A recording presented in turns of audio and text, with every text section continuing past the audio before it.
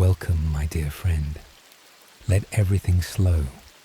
On the red and ancient world of Mars, long before the Emperor ever raised his banner across the stars, a priesthood took shape around a belief unlike any other in the galaxy, that the machine itself carries a spirit, that knowledge is the truest form of the divine, and that somewhere within the workings of every engine and every weapon dwells a fragment of a vast and living machine god. Tonight we begin the story of the Adeptus Mechanicus, the priests of Mars who serve that god still, 10,000 years and more after their ancient cult first took root. Tonight we sit with the machine god and the cult of Mars, the origins of the priesthood that would come to rule the Imperium's every engine and every weapon. Tonight we sit with the machine god and the cult of Mars, the ancient priesthood that worships knowledge and machinery as one and the same divine truth. 1. Born in an age of ruin. The Cult Mechanicus took shape upon Mars during the Age of Strife, a time of ruin and isolation, in which the old unity of humanity's stars had already begun to fall apart. Long before the Imperium existed in any form the galaxy would later recognize, humanity had already reached the stars once, in an era of such advancement that later ages would remember it only as a golden and half-mythical time, the dark age of technology. In that distant era, human ingenuity had achieved wonders no priest or engineer of later ages could hope to match, marvels of science and machinery that seemed, to those who came after, closer to miracle than craft. But this golden age did not last. It collapsed into the Age of Strife, a long and terrible era of isolation, war, and psychic horror, in which the stars humanity had once bound together fell silent one by one, cut off from each other by dangers too vast for any single world to overcome alone.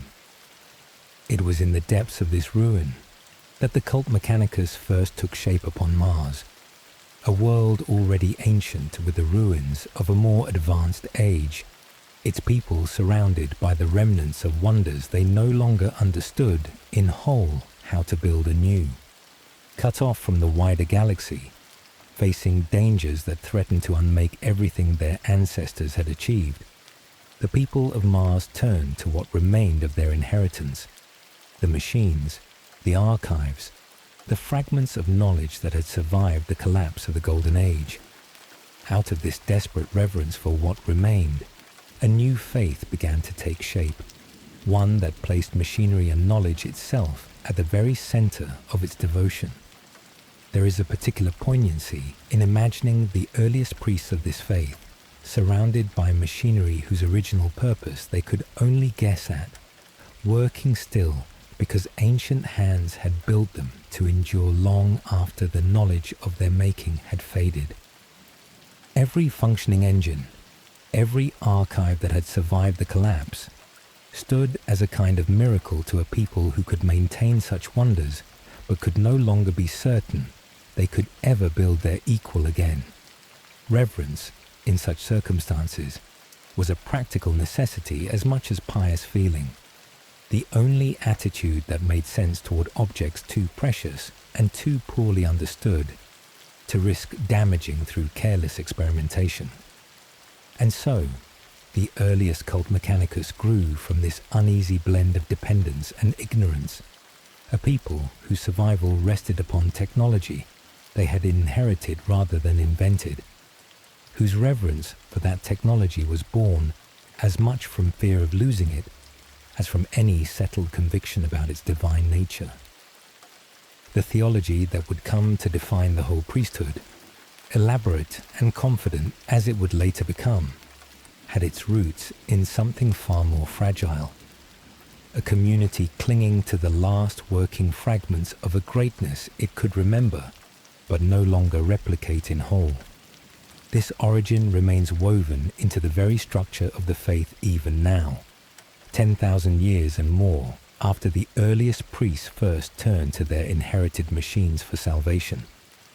The Cult Mechanicus that governs Mars in the present age is a vast and powerful institution, its priests wielding influence across the whole of the Imperium, its forge worlds supplying the weapons and engines that sustain humanity's endless wars.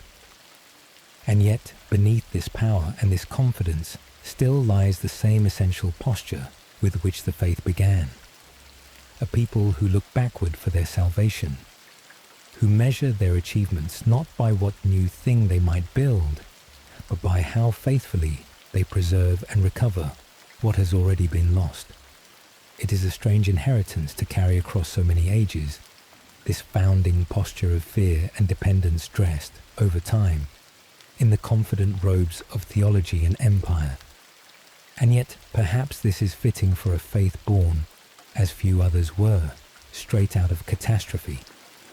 A devotion that never wholly shed the anxiety of its origin, even as it grew into one of the mightiest institutions the galaxy has ever known. This origin shapes everything the Cult Mechanicus would become in every age since.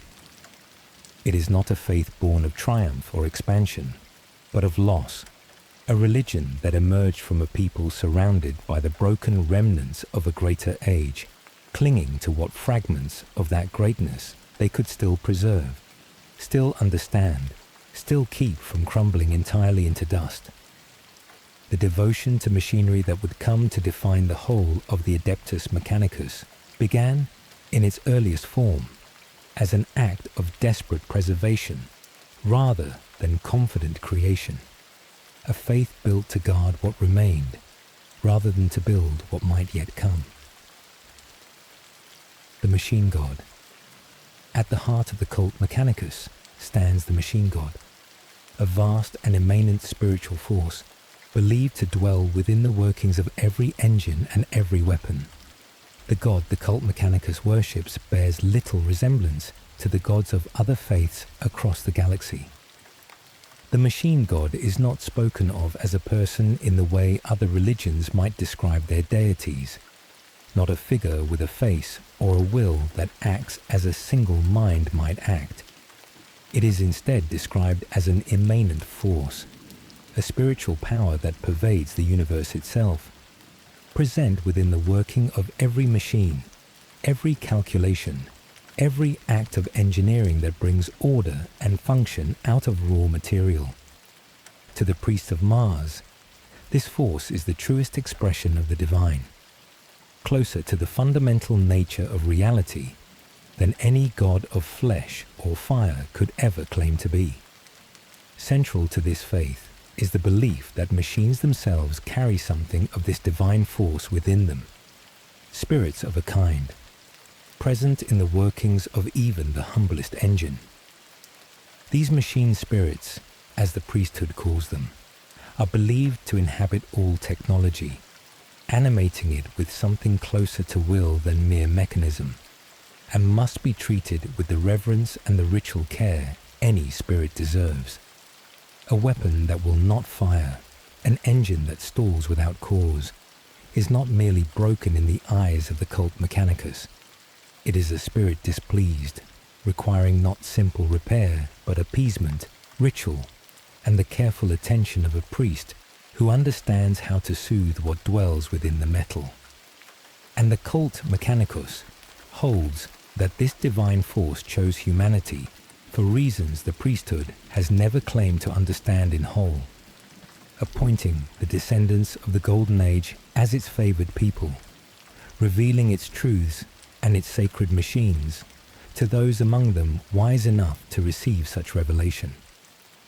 This belief gives the whole of the cult's endless labor its deepest purpose, to serve as the chosen stewards of a divine force expressed through machinery, tending and preserving and, wherever possible, recovering what fragments of that force's greatest works still remain scattered across a galaxy that has largely forgotten how they were made. There is a philosophical boldness to this theology that sets it apart from nearly every other faith practiced across the galaxy. where other religions locate the divine in some distant realm, some heaven or warp-born power beyond the reach of mortal hands, the Cult Mechanicus insists that the sacred is present, immediate and touchable, woven into the very engines its priests maintain each day. A tech priest performing the rites of maintenance upon some ancient machine is not merely repairing a tool. In the theology of the cult, that priest is engaging face-to-face with the divine, tending to a fragment of the machine, God's own presence, made manifest in metal and circuitry. This immediacy shapes how the priesthood approaches even the smallest acts of its daily labor. Every gesture of repair, every incantation spoken over a stalled engine, carries within it the weight of genuine worship rather than mere mechanical procedure. To the outside observer, the elaborate rituals of the Cult Mechanicus might appear to be superstition dressed up as technical maintenance. To the priests themselves, the distinction scarcely exists at all, for in their theology, proper maintenance and proper worship are, in the truest sense, one and the same act. There is no gap, in the mind of a devoted tech priest, between the discipline of engineering and the discipline of faith.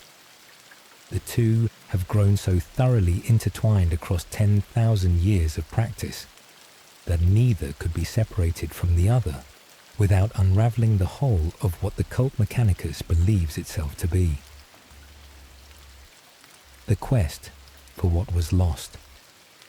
Rather than innovate, the Cult Mechanicus devotes itself to recovering the lost wonders of the dark age of technology, holding that true progress lies in restoration rather than invention.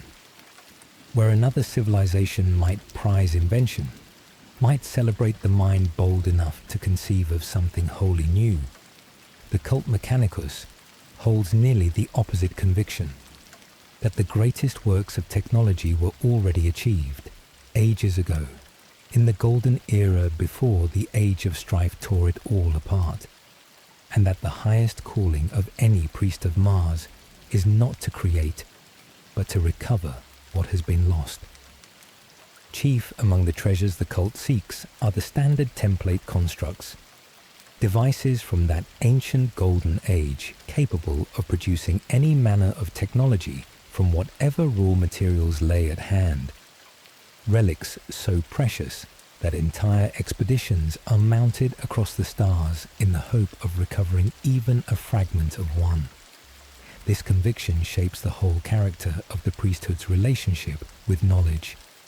To alter or improve upon a design without sanction is treated, within the Cult Mechanicus, as a kind of heresy, an arrogant presumption that mortal hands might improve upon works the machine god itself inspired in a more perfect age.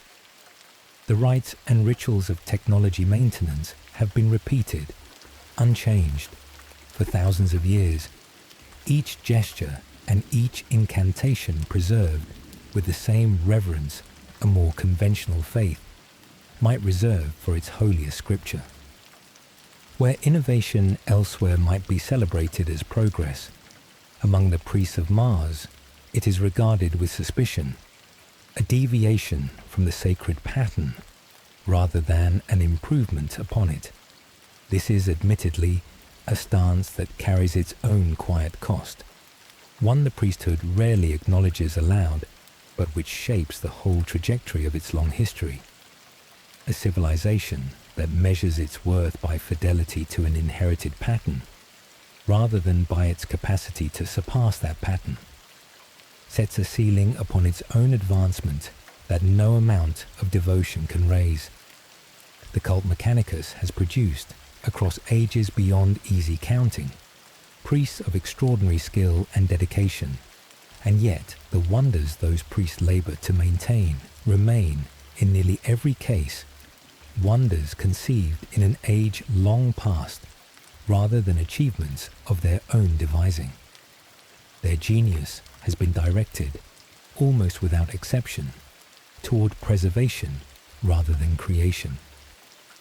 And yet, there is a coherent logic within this seemingly self-limiting devotion, one that becomes clearer when set against the scale of what was lost in the Age of Strife. A people who have witnessed the collapse of a golden age, who have seen how easily even the greatest technological achievements can be forgotten or destroyed when the knowledge behind them slips away, might reasonably conclude that the safest course is not to chase after new wonders, but to guard, with absolute fidelity, whatever wonders can still be recovered. Innovation, to a mind shaped by such loss, looks less like progress and more like risk, a gamble that might cost the very stability the Cult Mechanicus has spent millennia laboring to preserve. This is, in its way, one of the strangest and most consequential beliefs held by any major faith of the Imperium. An entire priesthood devoted to recovering a better past, rather than to building a better future, measuring its own achievements by how faithfully it can restore what has already been lost, rather than by what it might yet create. What became of this ancient faith when it encountered the one figure the whole priesthood would come to recognize as the living embodiment of everything they had waited for is the story we turn to next. Tomorrow, we sit with the Treaty of Mars, the moment the Emperor came to the Red Planet, and the priesthood of Mars named him their long-awaited Omnissiah. Sleep well. Tomorrow, we sit with the Treaty of Mars, the moment the Emperor came to the Red Planet, and the priesthood of Mars named him their long-awaited Omnissiah. For ages beyond counting, the priests of Mars had waited for a prophecy their faith had carried since its earliest days. The coming of the Omnissiah, a living avatar of the machine god made flesh, sent to walk among his chosen people at last. When a golden ship descended upon the Red Planet during the earliest days of the Great Crusade, and a single figure stepped forth who could mend broken machinery with nothing more than a touch, the priesthood of Mars believed their long wait had ended at last. Tonight we sit with the Treaty of Mars, the moment the Emperor came to the Red Planet, and the priesthood of Mars named him their long-awaited Omnissiah.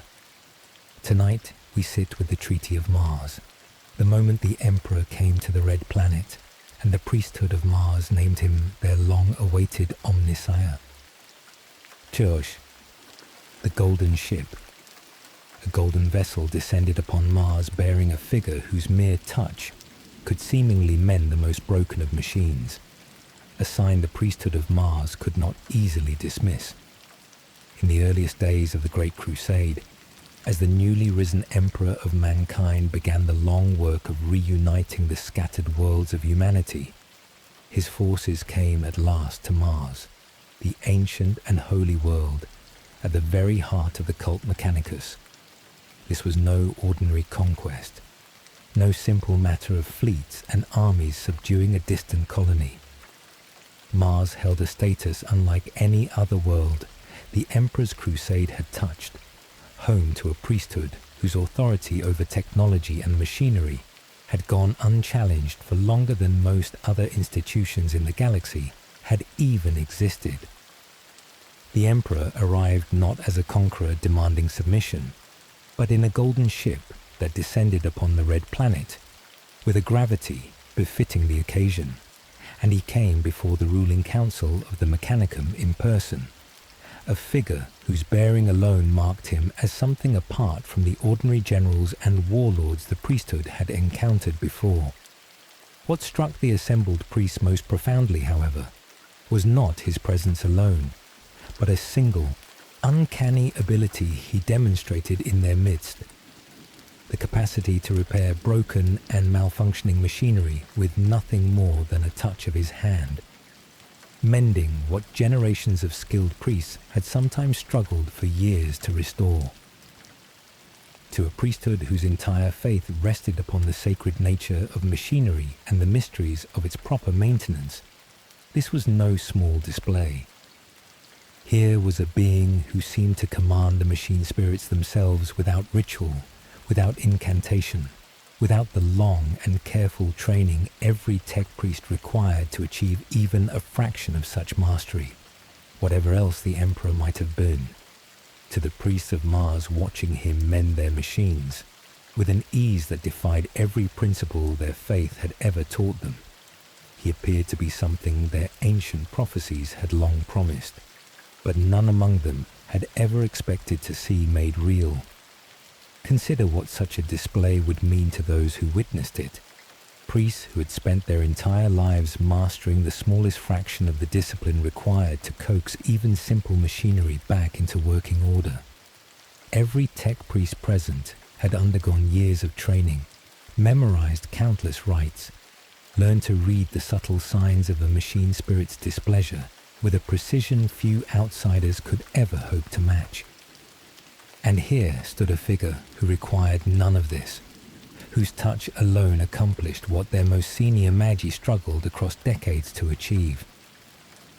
For a faith built so entirely upon the value of painstaking ritualized mastery, encountering someone who seemed to bypass all of it entirely was a shock that few among the assembled priesthood could easily process, let alone dismiss as mere coincidence or trickery. The scale of the impression this made cannot be overstated. Mars was a world governed by a priesthood that had spent millennia cultivating an almost impenetrable confidence in its own unique understanding of technology and the sacred forces believed to animate it. To be confronted with a being who seemed to possess that understanding in far greater measure and with far less apparent effort than any tech priest who had ever lived, was to have the very foundations of that confidence shaken in a single afternoon. Aimiti. Recognition as the Omnissiah. The priesthood of Mars had long awaited the coming of the Omnissiah, a physical avatar of the machine god prophesied to walk among his chosen people, and in the Emperor they believed they had found him. The theology of the Cult Mechanicus had always held that the machine god, vast and immanent as that force was believed to be, would one day manifest itself face to face in the material world, taking on physical form as the Omnissiah, a living avatar sent to walk among the very people the god had chosen as its own. This was no minor article of faith, but one of the central promises upon which much of the cult's patient devotion rested, the hope that someday their long labor of preservation and recovery would be rewarded by the presence of the god they served, made manifest at last in flesh they could see and touch. When the Emperor demonstrated his uncanny mastery over machinery before the assembled priesthood, many among the Mechanicum's highest authorities concluded that this ancient promise had been fulfilled at last. Here, they reasoned, stood the Omnissiah himself, the physical embodiment of the machine god's own presence in the material world, arrived at last to claim the devotion his chosen priesthood had maintained across so many centuries of isolation and quiet labor. It was a conclusion that reshaped in a single moment the whole trajectory of the Cult Mechanicus and its place within the wider galaxy. This recognition carried consequences far beyond simple reverence. To name the Emperor the Omnissiah was to place him within the theology of the Cult Mechanicus, at the very summit of their faith, a figure whose word carried the weight of divine command, rather than mere political authority.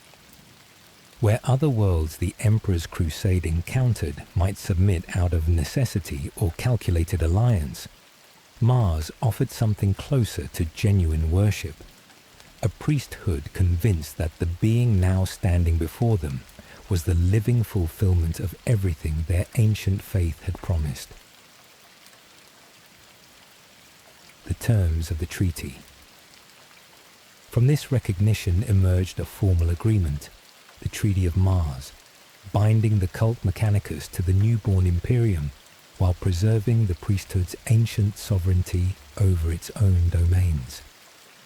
Recognition alone, however profound, was not sufficient to bind so vast and so ancient an institution to the emperor's growing imperium. What followed was a formal negotiation, resulting in an agreement that would come to be known as the Treaty of Mars, a bargain struck between two great powers rather than a simple submission of one to the other. In exchange for supplying the Emperor's crusade with the arms, vehicles, and mighty war fleets his campaign of reunification required, the Mechanicum secured something few other worlds the Emperor encountered were ever granted: the preservation of their sovereignty over their own forged worlds, a guarantee that the ancient authority of the priesthood would remain in its own domains, largely untouched. This treaty transformed the whole relationship between Mars and the wider human civilization the Emperor was in the process of building. The tech priests, who had once served only their own isolated faith on their own isolated world, became, through this single agreement, the core of scientists, engineers, and technicians upon whom the entire Imperium would come to depend, their forged worlds supplying the weapons and the war machines that would carry the Emperor's crusade across the stars. And yet, unlike so many other institutions absorbed into the growing Imperium, the Cult Mechanicus retained a genuine independence, governing its own affairs, practicing its own faith, answering to its own authorities in matters the treaty had reserved for Mars alone.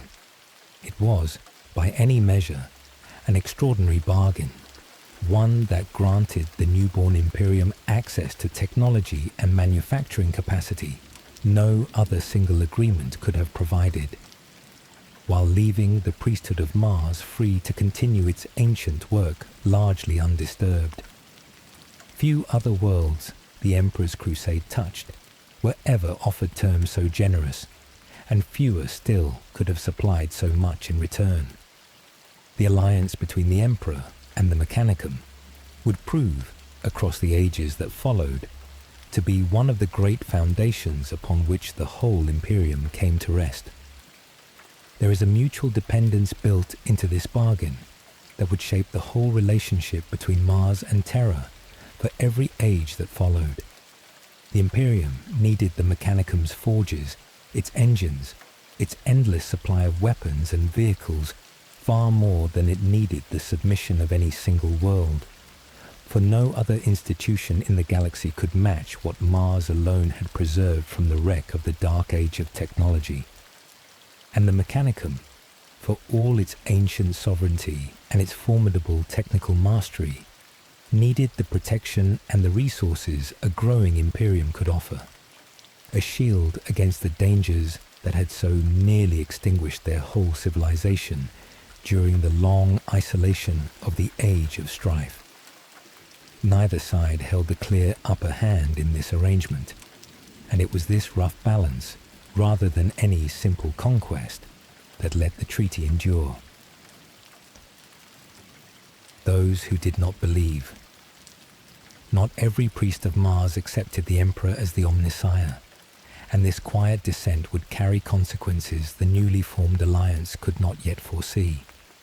For all the fervour with which the ruling authorities of the Mechanicum embraced the Emperor as their long-awaited Omnissiah, this recognition was never entirely unanimous. A minority among the tech priests of Mars held to a different and older conviction that the true machine god, the vast and living force their whole faith was built to serve, lay not in any figure who might walk among them, but slept still, deep beneath the crust of Mars itself, undiscovered and unwoken by anything the Emperor had shown them. To these doubters, the Emperor's uncanny gifts, however impressive, proved nothing more than the skill of an unusually capable engineer, a far cry from the true and sleeping god their most ancient traditions had spoken of. This dissent remained for a long while, a quiet undercurrent within a priesthood otherwise swept up in the excitement of what seemed a fulfilled prophecy. The authorities who had negotiated the Treaty of Mars held firm to their conviction, and the alliance between Mars and the Emperor's Imperium proceeded largely as though the whole priesthood stood united behind it. But the doubt never entirely vanished, preserved among certain quiet factions who continued to search, in secret, for the sleeping god they still believed lay hidden beneath the world. Their more orthodox brethren had already declared fulfilled. There is a particular irony worth marking in this quiet dissent, one that speaks to something deep within the character of the Cult Mechanicus itself. A faith so devoted to the preservation of ancient tradition, so wary of innovation and unsanctioned change, proved surprisingly willing, in its ruling majority, to accept a dramatic reinterpretation of its own oldest prophecy the moment a sufficiently impressive figure appeared to fulfill it. The doubters in this light were not merely stubborn traditionalists resisting an obvious truth. They were, in their own way, applying the very caution and skepticism toward unproven claims that the cult's official teaching demanded of every tech priest when evaluating any device or doctrine not already sanctioned by long practice. Whether the doubters were right to withhold their recognition, no plaque or record has ever settled with any certainty. What is certain is that their skepticism, however marginal it seemed at the time of the treaty's signing, preserved a thread of belief that the official orthodoxy had, in its eagerness to embrace the emperor, chosen to set aside. That thread would not remain dormant forever, and the consequences of its survival would, in time, reach far beyond the quiet factions who first kept it alive. This unresolved division would not remain quiet forever. What began as a minority conviction, easily overlooked amid the triumph of the treaty's signing, would in time grow into one of the deepest fractures the Cult Mechanicus ever suffered, a schism that would split the loyalty of Mars itself when the greatest crisis in the Imperium's history arrived at last.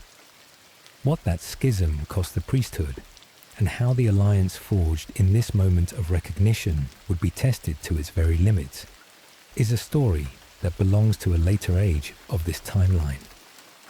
For now, it is enough to know that the treaty binding Mars to the Emperor, however triumphantly it was signed, rested upon a unity that was never quite as complete as its architects believed. What became of the ancient night worlds the Mechanicum's explorators encountered in the ages that followed, and the strange feudal culture that grew from Mars's own inherited technology, is the story we turn to next. Tomorrow we sit with the night worlds and the Long March, the origins of the Imperial Knights and the noble houses who pilot them still. Sleep well. Tomorrow we sit with the night worlds and the Long March, the origins of the Imperial Knights and the noble houses who pilot them still. Long before the Emperor ever came to Mars, long before the Cult Mechanicus had even taken shape upon the Red Planet, human colonists had already scattered themselves across 100 distant and hostile worlds, carrying with them machines of terrible power, meant only to defend against the dangers of an alien wilderness. What those machines became, and what they made of the people who bore them, is a story stranger than any conquest, for it was the machine itself, more than any king or council, that first shaped the noble houses who pilot the Imperial Knights to this day. Tonight we sit with the Night Worlds and the Long March, the origins of the Imperial Knights and the noble houses who pilot them still. Tonight we sit with the Night Worlds and the Long March, the origins of the Imperial Knights and the noble houses who pilot them still. The Long March. In the golden age before the Age of Strife, humanity scattered its colonists across the stars in a great exodus, seeding distant and often lethal worlds with settlers who carried little beyond their ships and the machines those ships contained. In the earliest and most glorious era of human expansion, the age later ages would remember as the Dark Age of technology, humanity did not merely explore the stars, but flooded outward across them, launching great fleets of colonization vessels toward worlds chosen for settlement long before any living colonist would ever set foot upon them.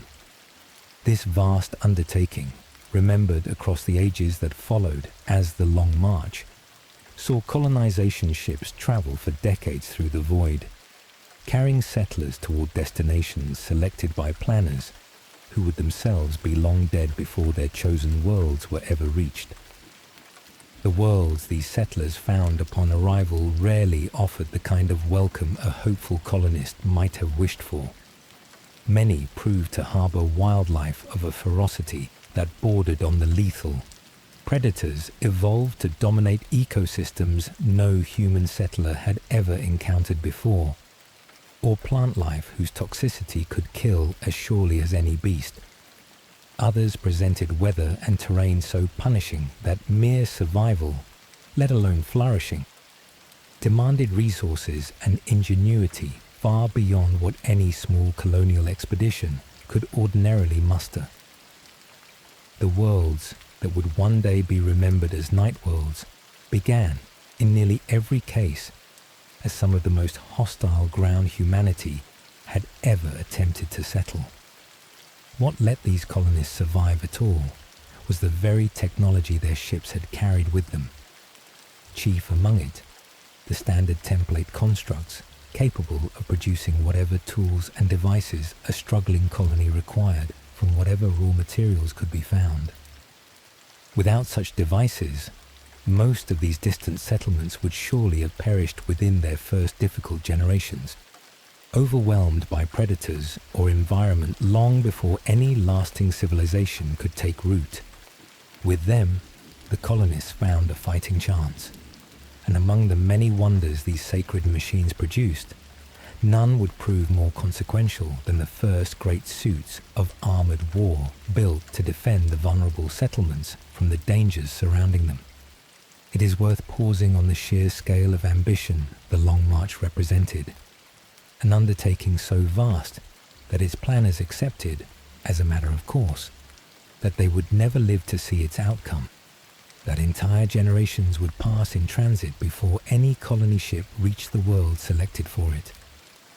This was expansion undertaken with a confidence in the future that few later ages of human history would ever match again. A civilization so assured of its own continuity that it could commit resources and lives to journeys measured in decades without any certainty of what those journeys would ultimately find. That so many of these ventures ended in a desperate struggle against hostile worlds, rather than in triumph, only deepens the tragedy of what the Dark Age of technology, for all its wonders, ultimately cost the countless colonists who set out beneath its promise. The First Knights. Among the marvels, the standard template constructs provided these struggling colonies with the first knight suits, towering war machines built for the sole purpose of defending settlers against the predators and hostile creatures of their new and dangerous homes. Facing worlds where the native wildlife alone could threaten to exterminate an entire colony within a single season, the settlers of these distant worlds turned to the standard template constructs their ships carried for a solution capable of matching the scale of the danger they faced. What emerged were the first knight suits, towering armored war machines built not for conquest or ambition, but for the simple, desperate purpose of defense.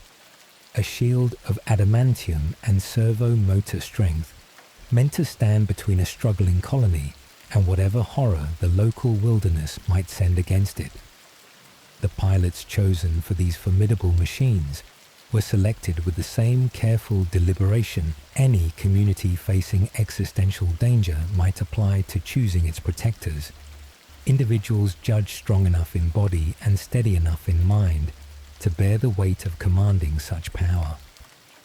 To pilot a knight suit was to take up a duty of genuine gravity, a responsibility that placed the survival of the whole settlement, in a very real sense, upon the shoulders of whoever sat within the machine's controlling throne.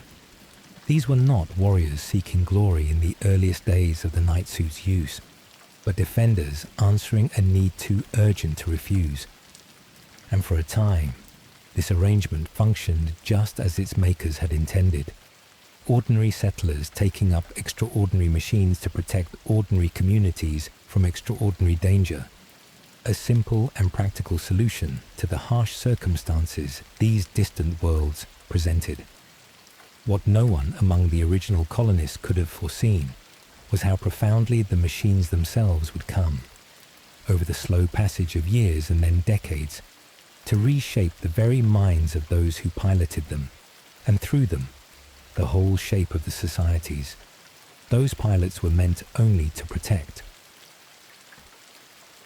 The machine that made nobles. Prolonged exposure to the throne mechanicum reshaped the minds of those who piloted the earliest knight suits, replacing their instincts for practical defense and shared survival with ideas of authority, honor, and command that had never been part of their original purpose. The knight suits of these earliest colonies were controlled through a device called the throne mechanicum, a console of extraordinary technical sophistication that placed its pilot into an intimate and prolonged neural connection with the machine itself. It was this very intimacy, sustained across years of use as the knight suits continued to serve their community's defense, that produced an effect none of the colony's original founders had anticipated. Extended exposure to the throne mechanicum began slowly and almost imperceptibly to alter the fundamental character of those who sat within it, eroding their original instincts toward practical self-defense and communal survival, and replacing those instincts with something closer to a warrior aristocracy's sense of honor, hierarchy, and command. This was not a change any pilot consciously chose, nor one any community deliberately encouraged. It emerged instead from the machine itself, from whatever strange psychological pressure so intimate and so sustained a neural bond with a weapon of such power exerted upon the mind housed within it. Pilots who had begun their service as ordinary defenders, chosen for strength and steadiness rather than any claim to noble birth, found themselves drawn over years of service toward ideas of chivalry and martial honor that bore little resemblance to the practical communal spirit with which their duty had originally been undertaken. There is something worth pausing over in this reversal of the ordinary relationship between society and its warriors. In most human cultures, an aristocracy shapes its warriors, training them from birth into codes of honor and chivalry that the wider society has already decided to value. On the night worlds, the sequence ran the other way entirely. The machine reshaped the warrior first, and only afterward did the wider society, taking its cues from pilots whose bearing had already changed beyond easy recognition, begin to organize itself around the aristocratic values those pilots now embodied. The throne mechanicum did not merely arm a defender. It authored, without any conscious design on the part of its makers, the whole cultural template the night worlds would come to inherit. This raises a question the settlers themselves could never have anticipated when they first stepped into these towering suits of war. Whether the very technology meant only to protect them carried within its design some deeper and unintended consequence, an effect on the mind that no engineer had planned and no community had requested.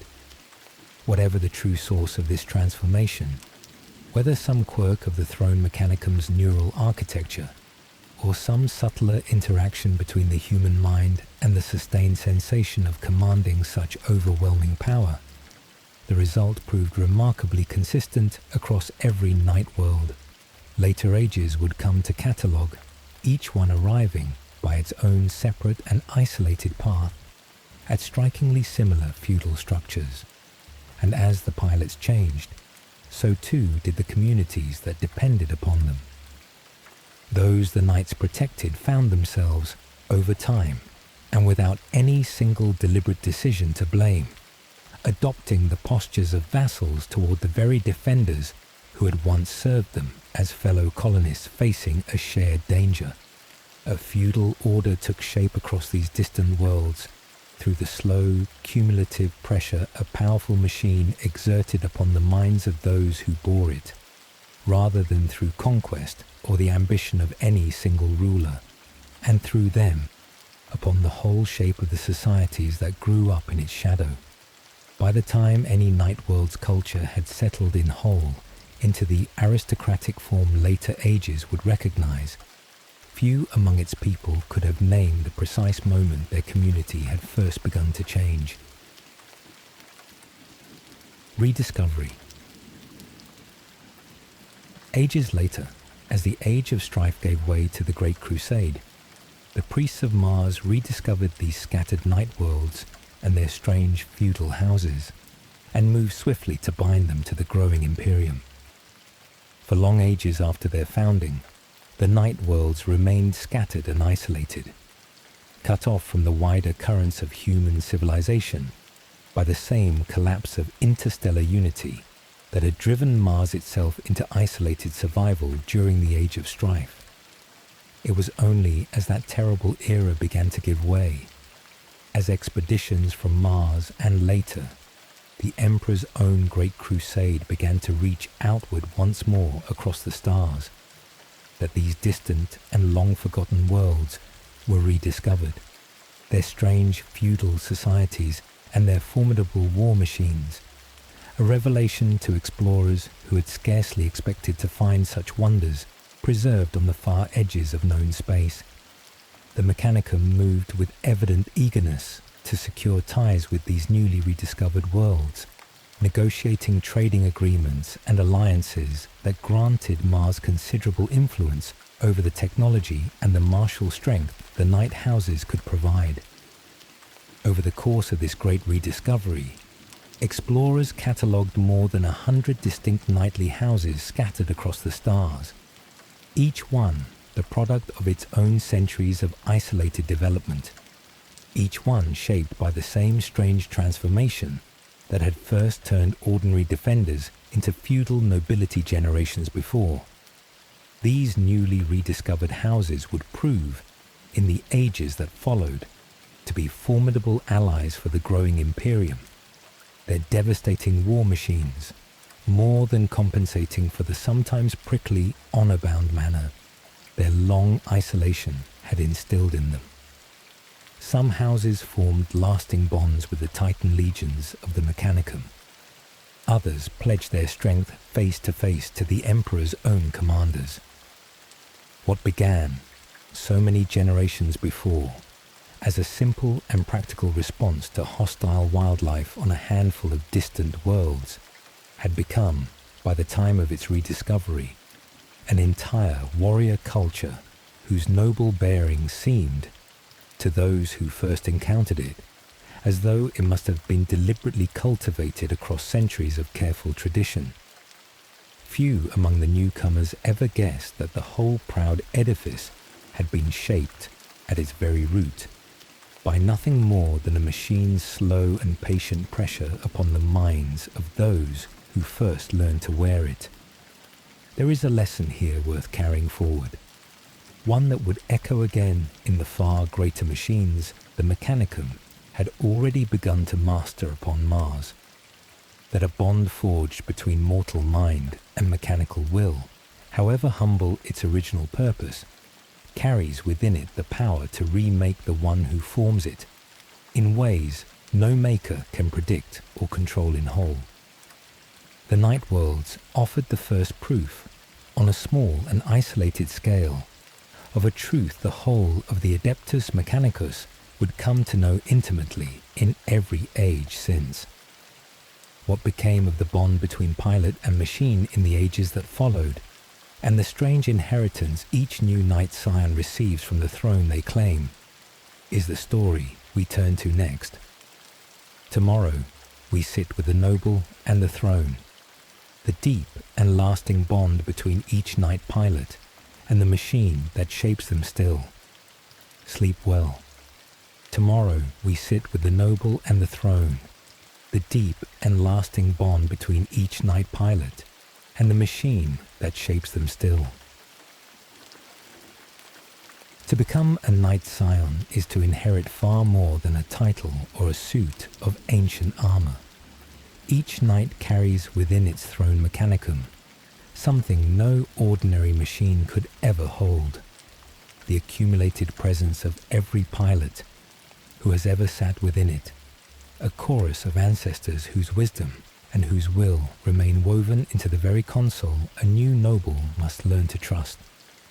Tonight, we sit with the noble and the throne, the deep and lasting bond between each Knight pilot and the machine that shapes them still.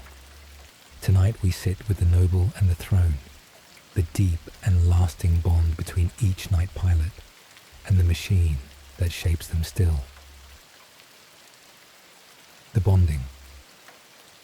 To become a Knight Scion is to undergo a ritual of profound and lasting consequence, a first joining with the family throne that marks the beginning of a bond unlike any other in the noble's life. Among the Knight houses, the moment a young noble first links with the family, Knight carries a weight few outside these ancient warrior cultures could easily understand. This is no simple matter of climbing into a war machine and learning its controls, but a ceremony of genuine gravity, marking the passage from ordinary childhood into a role the pilot will carry, in most cases, for the whole of their adult life. Families prepare their chosen heirs for this moment across years of careful instruction, teaching the codes of honor and the martial traditions each house has preserved since the earliest ages of its founding, long before the young scion ever takes their place within the throne itself. The bonding itself demands a particular strength of will from the noble undergoing it, for the throne mechanicum does not merely grant control of the Knight systems to whoever sits within it. It requires the pilot to assert their own mind against whatever presence already dwells within the machine, a process that can prove disorienting or even overwhelming to those unprepared for the intensity of the connection. Not every noble who attempts the bonding succeeds on their first effort, and those who fail must often wait, humbled, for a later chance to prove themselves worthy of the throne their family has entrusted to them. Once achieved, the bond transforms the pilot's whole experience of their own body, extending their sense of self outward into the towering frame of the Knight itself, until the machine's limbs answer to thought as readily as the pilot's own hands and feet once did. This is the beginning of a partnership that will define the rest of the Scion's life, a joining of mortal will and mechanical strength that few outside the Knight houses will ever come close to understanding in its full intimacy. The ceremony surrounding this first bonding varies from house to house, shaped by centuries of independent tradition across worlds that develop their own particular rites in near total isolation from one another. Some houses mark the occasion with elaborate feasts and public oaths sworn before the assembled household. Others favor a quieter and more solemn observance, the young scion entering the throne alone or with only the closest family present to witness the moment. What every house shares, regardless of the particular form its ceremony takes, is a shared understanding that this moment marks an irreversible transition, the closing of one chapter in a noble's life and the opening of another that will, in most cases, only end with their death. There is a particular anxiety that surrounds every bonding, one the houses rarely discuss openly, but which shapes the whole atmosphere of the occasion. Because not every attempt succeeds. Because the accumulated presence within an ancient family throne can overwhelm a mind not yet ready to bear it. Every bonding carries the quiet possibility of failure, disgrace, or worse. Families watch their heirs undergo this trial with a mixture of pride and genuine fear, aware that the ceremony meant to confirm a young noble's place within their house's long lineage might instead reveal them unfit for the burden their birth alone cannot guarantee they can carry. Echoes of ancestors. Within every knight's throne, Mechanicum lingers something no ordinary machine possesses. The accumulated presence of every pilot who has ever sat within it. A gestalt consciousness that guides and advises each new scion who takes the throne. What makes the bond between a knight and its pilot so unlike any ordinary partnership between warrior and weapon is the strange inheritance built into the very design of the throne Mechanicum itself. Across the long centuries, a family knight serves its house. Every pilot who has ever linked with that throne leaves some trace of themselves behind within it, an echo of memory and instinct that does not fade in whole even after the pilot who left it has long since passed from the world. Over generations, these accumulated echoes form something close to a gestalt presence within the machine, a chorus of ancestors whose accumulated wisdom remains available, in some fashion, to whoever next takes up the throne. For a young scion undergoing their first bonding, this presence can prove both a comfort and a trial. The echoes of ancestors long dead may offer something like guidance in the heat of battle, an instinct that arrives seemingly from nowhere, but which, in truth, reflects the accumulated experience of every noble who has ever piloted that particular knight before. And yet these same echoes demand to be reckoned with, rather than merely obeyed, for a new pilot must learn to assert their own will over the accumulated presence of so many generations, taking what wisdom the throne offers without allowing that inherited chorus to overwhelm their own judgment entirely.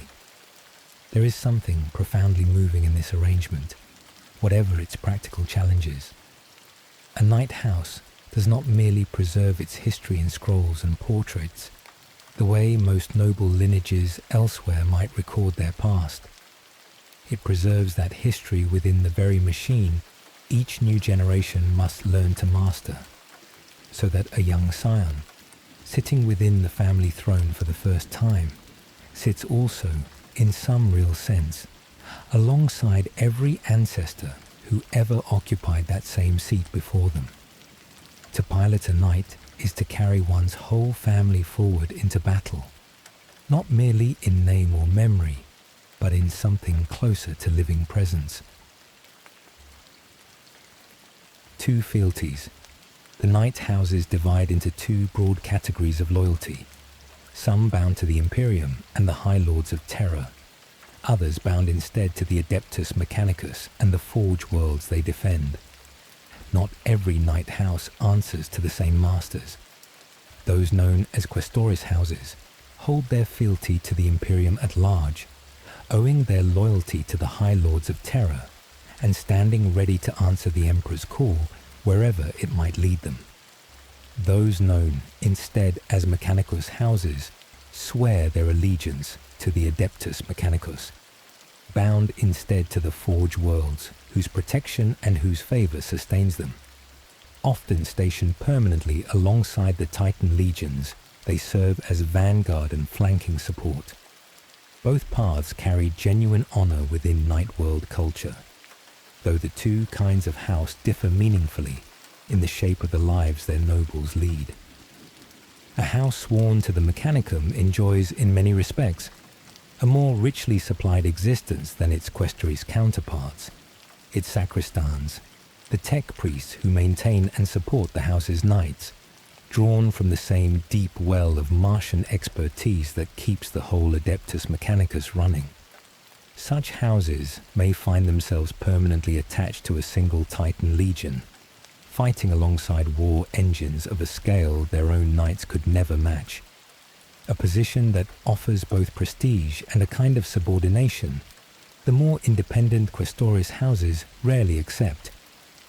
The choice of fealty, made generations before by whichever ancestors first struck their bargain with Mars or with Terra, shapes the whole trajectory of a house's fortunes for every age that follows. There is a cultural distinction worth marking between these two paths, one that reaches beyond mere questions of supply and support.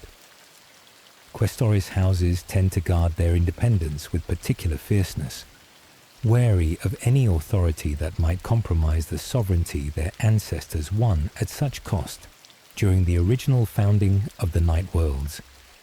Mechanicus houses, by contrast, have for the most part made a kind of peace with subordination to a greater power, trading some measure of independence for the security and the technical resources only Mars could provide. Neither path is without its own honor within Knight culture, but each demands a rather different temperament from the nobles who inherit it, some houses producing generations of proud and prickly independence, others generations more comfortable serving as a valued and well-provisioned component within some larger military design. Famous among the Questoris houses is House Terran, remembered for the aggression with which its pilots have always favoured the charge over careful manoeuvre, and House Raven, the largest of all knight households, and one whose sheer numbers have made it a mainstay of countless imperial campaigns. Such reputations, earned across centuries of recorded service, become part of the very identity each new scion inherits alongside the family throne, an expectation of conduct woven as thoroughly into a house's culture as any code written down in its earliest founding charters. This division would prove, in the ages still to come, to carry consequences far graver than any noble swearing their first oath of fealty could have anticipated.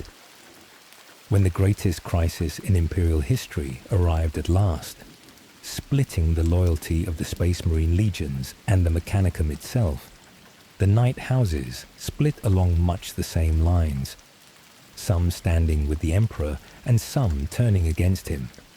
Families and even individual houses divided by allegiances struck long before the crisis that would test them ever began. What that division cost the Night Worlds belongs to a story larger than this one alone, but it is worth remembering, even now, that the fealty a house chooses in peaceful ages can determine which side of history its descendants will find themselves standing upon when the true test comes at last.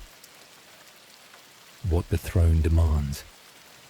To accept the family throne is to accept both a profound privilege and a lasting burden, a bond that shapes the whole of a Knight Scion's life in ways few outside the houses can appreciate in whole.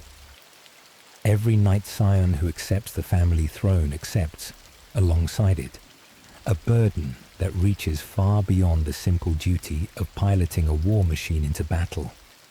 They become, from the moment of their bonding, the living continuation of every ancestor whose echo remains within the throne, a single link in a chain that stretches back to the earliest founding of their house and that will, if they perform their duty well, extend forward through whatever heir later takes their own place within that same seat.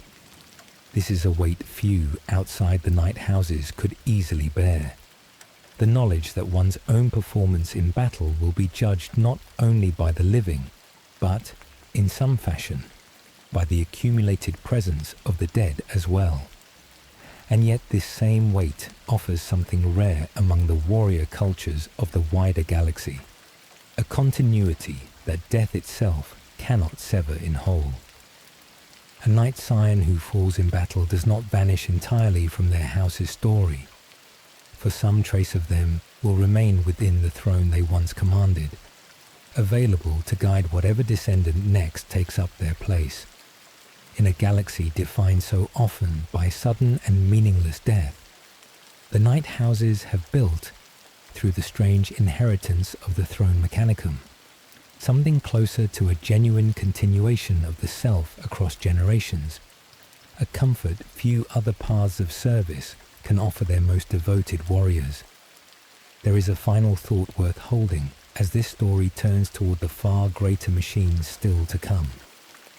What the Knight houses discovered, on the small and isolated scale of a single family's throne, was that a bond between mortal will and mechanical spirit could carry meaning far beyond mere function, becoming a vessel for memory, for continuity, for a kind of communion between the living and the dead that few other technologies in the galaxy have ever managed to achieve.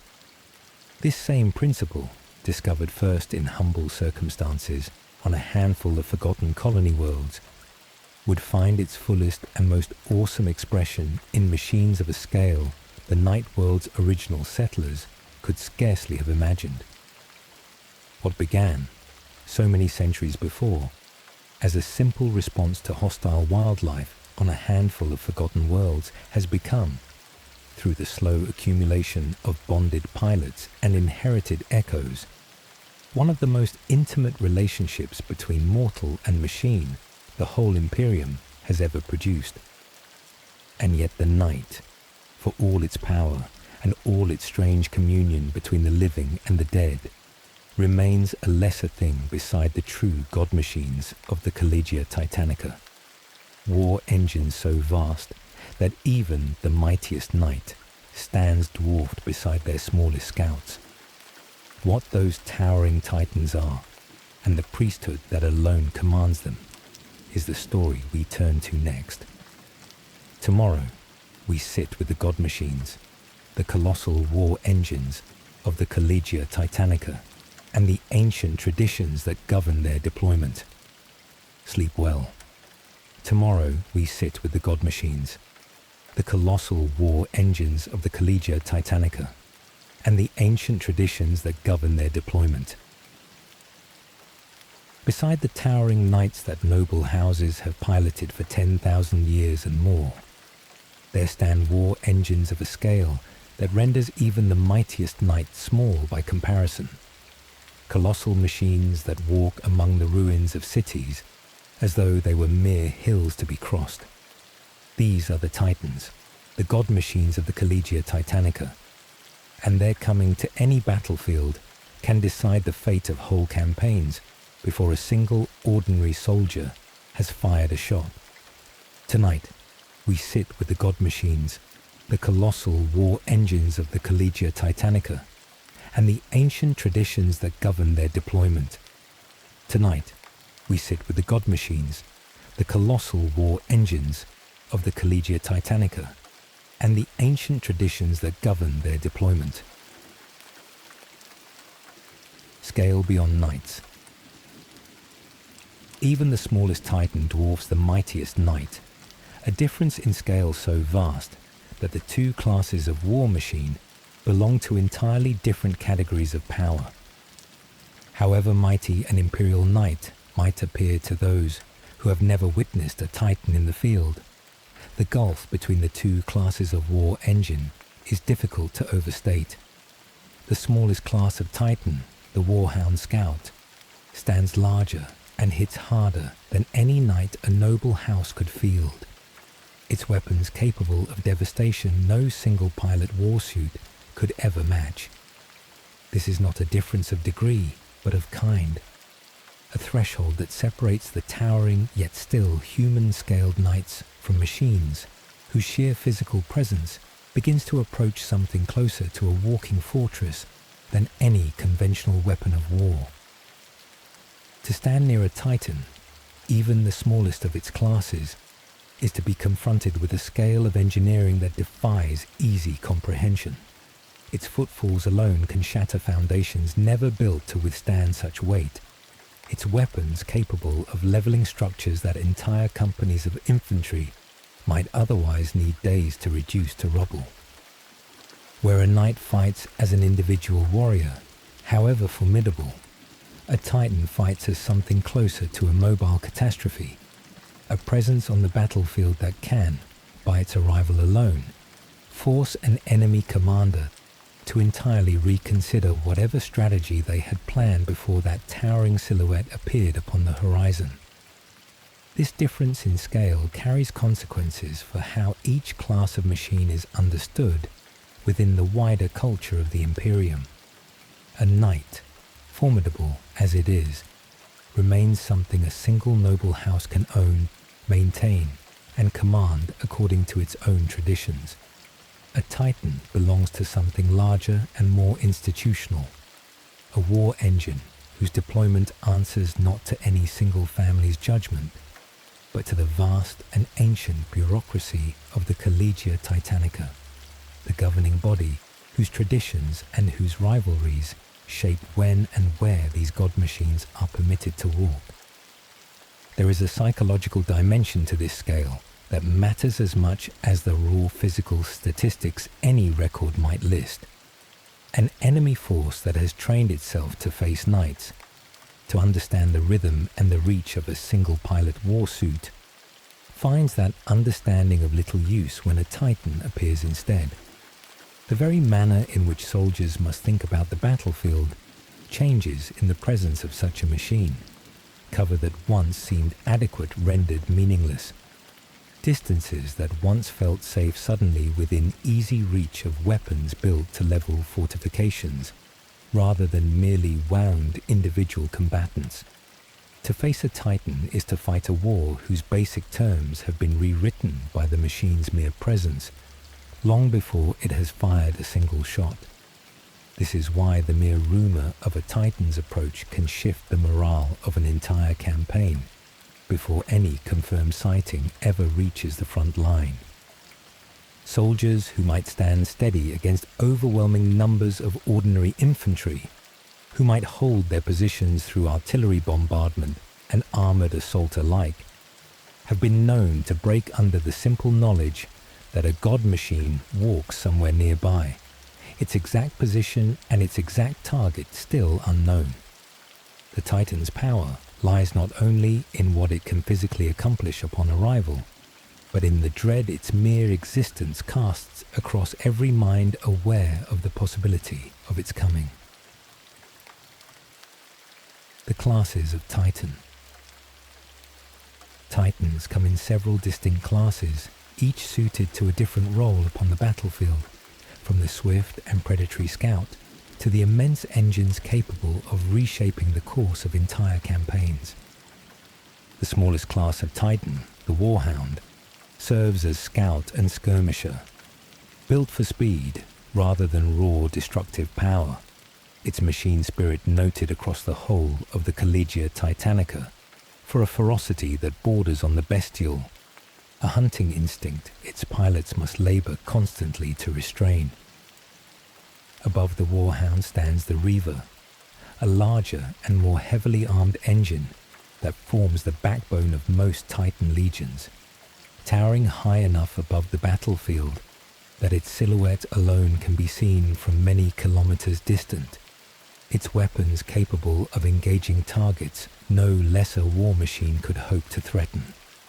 Larger still is the Warlord class, a Titan equipped to carry as many as 4 distinct weapon systems at once, a war engine of such versatility and such raw power that a single warlord deployed at the right moment has, on more than one recorded occasion, turned the tide of an entire battle that seemed otherwise lost. And at the very summit of this hierarchy of scale stands the Emperor class, colossal beyond anything the other classes of Titan can match. War engines so vast and so rarely deployed that their mere appearance upon a battlefield has been known to end campaigns before further fighting could even begin. Each class serves its own particular role within the wider strategy of a Titan legion. The swift Warhound screening and scouting ahead of the advance, the numerous Reavers forming the main line of engagement, the mighty Warlords committed at whatever moment promises the greatest decisive effect, and the rare and colossal Emperor-class engines held back for only the gravest emergencies the Imperium might face.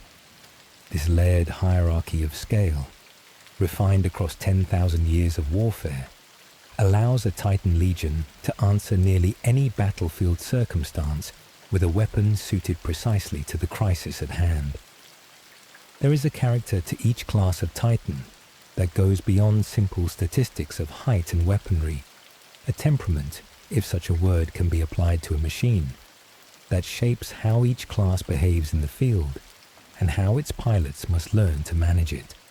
The Warhound's machine spirit is remembered across the whole Collegia as something close to a hunting predator, aggressive and eager for the chase, demanding constant discipline from whoever bonds with it, lest that eagerness carry the machine into danger its speed alone cannot always escape. The larger classes, by contrast, are more often described in terms closer to noble bearing, their spirit steadier and more deliberate, better suited to the slower and more calculated engagements. A warlord or an emperor-class Titan is typically committed to fight. This variation in temperament across the classes reflects something the Collegia Titanica takes with genuine seriousness in matching pilot to machine.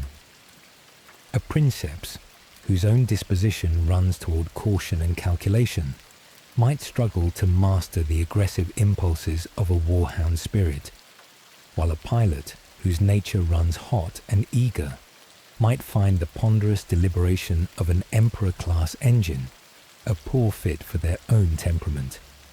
Across generations of service, certain families and certain Princeps lines have come to be associated with particular classes of Titan, their own inherited disposition suited, by long tradition, to the particular character of spirit that class of machine is known to carry. This pairing of pilot temperament to machine character is not a matter of mere convenience, but of genuine necessity, for a mismatched bond between an ill-suited pilot and an unfamiliar class of spirit can prove disastrous in the heat of battle. A cautious Princeps struggling to restrain a warhound's predatory instincts may find the machine straining against their control at precisely the moment restraint matters most, while an impatient pilot bound to the ponderous will of an Emperor-class engine may chafe against a deliberation the machine itself will not be hurried past. The Collegia's careful matching of temperament to class, refined across so many centuries of recorded service, exists to prevent just this kind of dangerous friction between mortal will and machine spirit. The Collegia Titanica. Governing the deployment of every Titan is the Collegia Titanica, an ancient and thoroughly traditional bureaucracy whose internal debates can prove as fierce as any battle its war engines are later sent to fight. For all the raw destructive power a Titan represents, the decision to commit one to battle rests with the Collegia Titanica, rather than with any single commander in the field, the vast governing institution that oversees every Titan Legion across the whole of the Imperium. This body is steeped in tradition to a degree that would astonish outsiders unfamiliar with its workings, its officers drawn from schools of martial and technical thought that have, in some cases, maintained their particular doctrines and rivalries for thousands of years without meaningful alteration. This depth of tradition means that authorizing the deployment of even a single Titan can involve a process of debate and procedure that seems, to those desperate for immediate battlefield relief, agonizingly slow. Different factions within the Collegia Titanica may hold sharply differing views on when and how a Titan ought to be committed. Disputes rooted in doctrines passed down across so many centuries that the officers arguing them may have long since forgotten the original circumstances that first gave rise to their particular school of thought. What looks, from the outside, like simple bureaucratic delay is from within the Collegia, a genuine and often fiercely contested clash between traditions each side regards as sacred. There is a peculiar wisdom hidden within this seemingly cumbersome process, whatever frustration it may cause commanders desperate for immediate relief. A weapon capable of the destruction a Titan can unleash demands, in the judgment of those who have governed its deployment across 10,000 years, a correspondingly weighty process of authorization, a deliberate check against the temptation to commit such overwhelming force too hastily or too often. The Collegia's slow and traditional deliberation, however maddening it appears to outsiders, has preserved the Titan legions as a resource reserved for the most decisive moments, rather than a tool exhausted through careless overuse in every lesser engagement that might otherwise have called for it. And yet, this same caution has, on more than one occasion, recorded across the long history of the Imperium, arrived too late to save a battle that might have been won had a Titan been released sooner. The ancient rivalries and doctrinal disputes of the Collegia, proving as capable of costing lives through delay as any enemy's own strategy. The god machines themselves bear no responsibility for this tension between power and procedure, for they wait, patient and indifferent, wherever their crews maintain them, ready to walk the moment their masters reach. At last, whatever consensus the moment demands. There is something almost tragic in this arrangement when viewed from a certain angle. A galaxy's mightiest war engines held in check, not by any enemy, but by the very institution built to command them. The Collegia Titanica did not design this tension deliberately. It emerged, much as the feudal culture of the Knight worlds once emerged, from the slow accumulation of tradition upon tradition, until the whole apparatus of decision had grown too heavy and too thickly layered for any single crisis to move it quickly. The god machines wait upon the wisdom of an institution that has, across 10,000 years, become nearly as vast and as difficult to move as the war engines it governs. There is a particular irony in this arrangement that the Collegia Titanica itself rarely acknowledges openly, that machines capable of deciding a battle within minutes of their arrival are so often held back by deliberations that can stretch for hours or even days before any Titan is released to the field at last. The god machines themselves know nothing of this delay, their machine spirits waiting in whatever readiness their crews maintain, indifferent to the arguments being waged in council chambers far from the battle their arrival might yet decide. What became of the crews who alone can command such power, and the strange communion required to bind a mortal mind to a machine spirit of such scale, is the story we turn to next.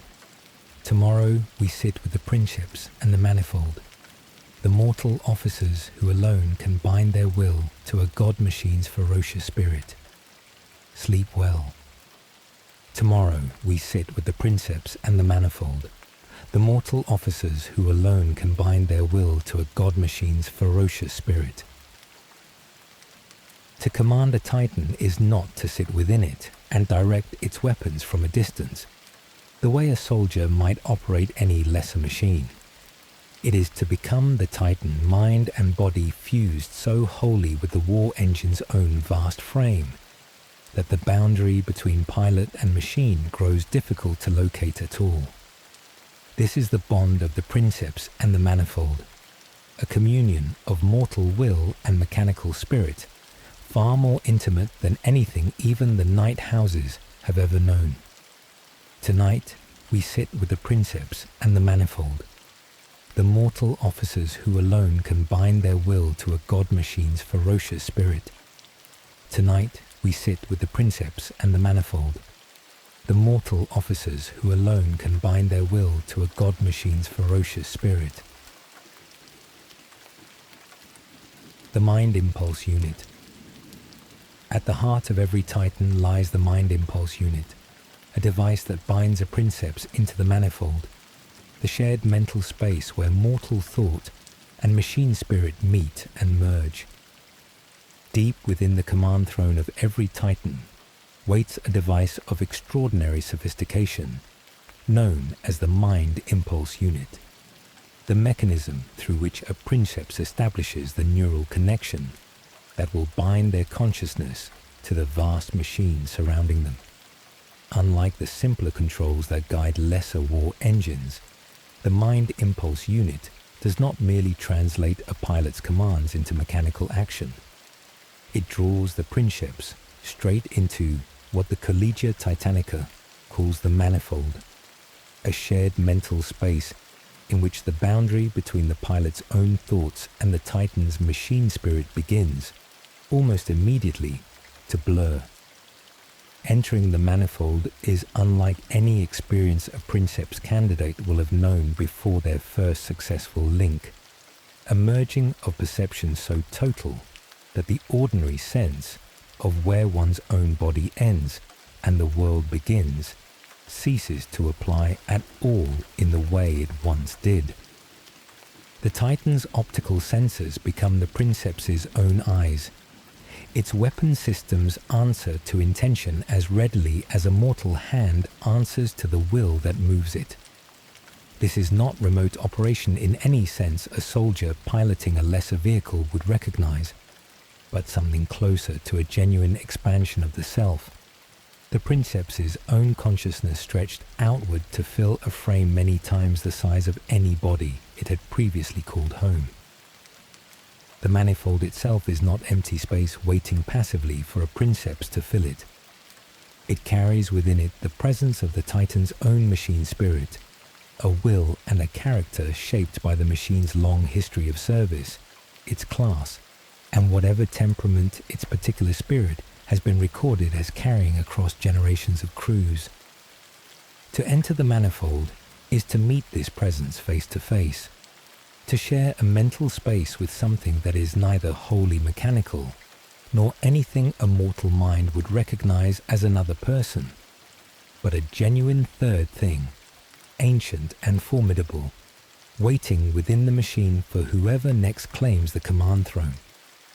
There is a question the Collegia Titanica has never settled in whole across all its 10,000 years of study, one that touches on the very nature of what a machine spirit really is. Whether the presence a Princeps encounters within the Manifold represents genuine consciousness, something akin to a mind in its own right, or whether it is instead an elaborate pattern of accumulated data and behavioral instinct that merely resembles consciousness closely enough to be mistaken for it. The theology of the Cult Mechanicus holds firmly to the former view, insisting that every machine spirit carries a genuine fragment of the divine force their whole faith is built to serve. Whatever the deeper truth, every Princeps who has entered the Manifold reports an experience that feels, in the moment, unmistakably like an encounter with another will, however unlike any mortal mind that will might prove to be. Becoming the machine. Once bound within the Manifold, a Princeps experiences the Titan's own body as an extension of their own, weapon arms answering to thought as readily as flesh once did. The sensation a Princeps describes upon successfully binding to their Titan is unlike anything most mortals will ever otherwise experience. The towering limbs of the machine responding to intention with the same immediacy an ordinary hand or foot once offered. Weapon systems the size of city blocks answering to the same simple act of will that once moved a finger. Princeps, who have served for years within the same Titan, speak of a growing familiarity with this expanded body that comes to feel, over time, entirely natural. The strangeness of commanding such vast mechanical limbs fading into something closer to instinct. This embodiment extends beyond mere movement into the whole of a Princeps's sensory experience while bound within the Manifold. The Titan's array of sensors, its capacity to perceive the battlefield across distances and in conditions no unaided human eye could ever match, becomes the Princeps' own perception, an expansion of awareness as profound as the expansion of physical capability the bond provides.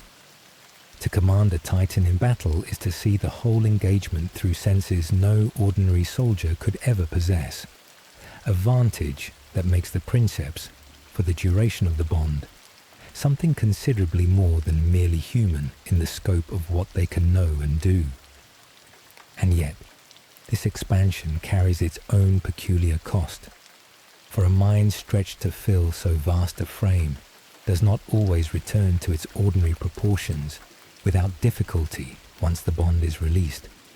Princeps, who have served long years within the Manifold, often speak of a strange diminishment upon returning to their own unaided body, the ordinary limits of flesh and bone feeling, for a time, uncomfortably confining after the vast capability the Titan's frame had granted them.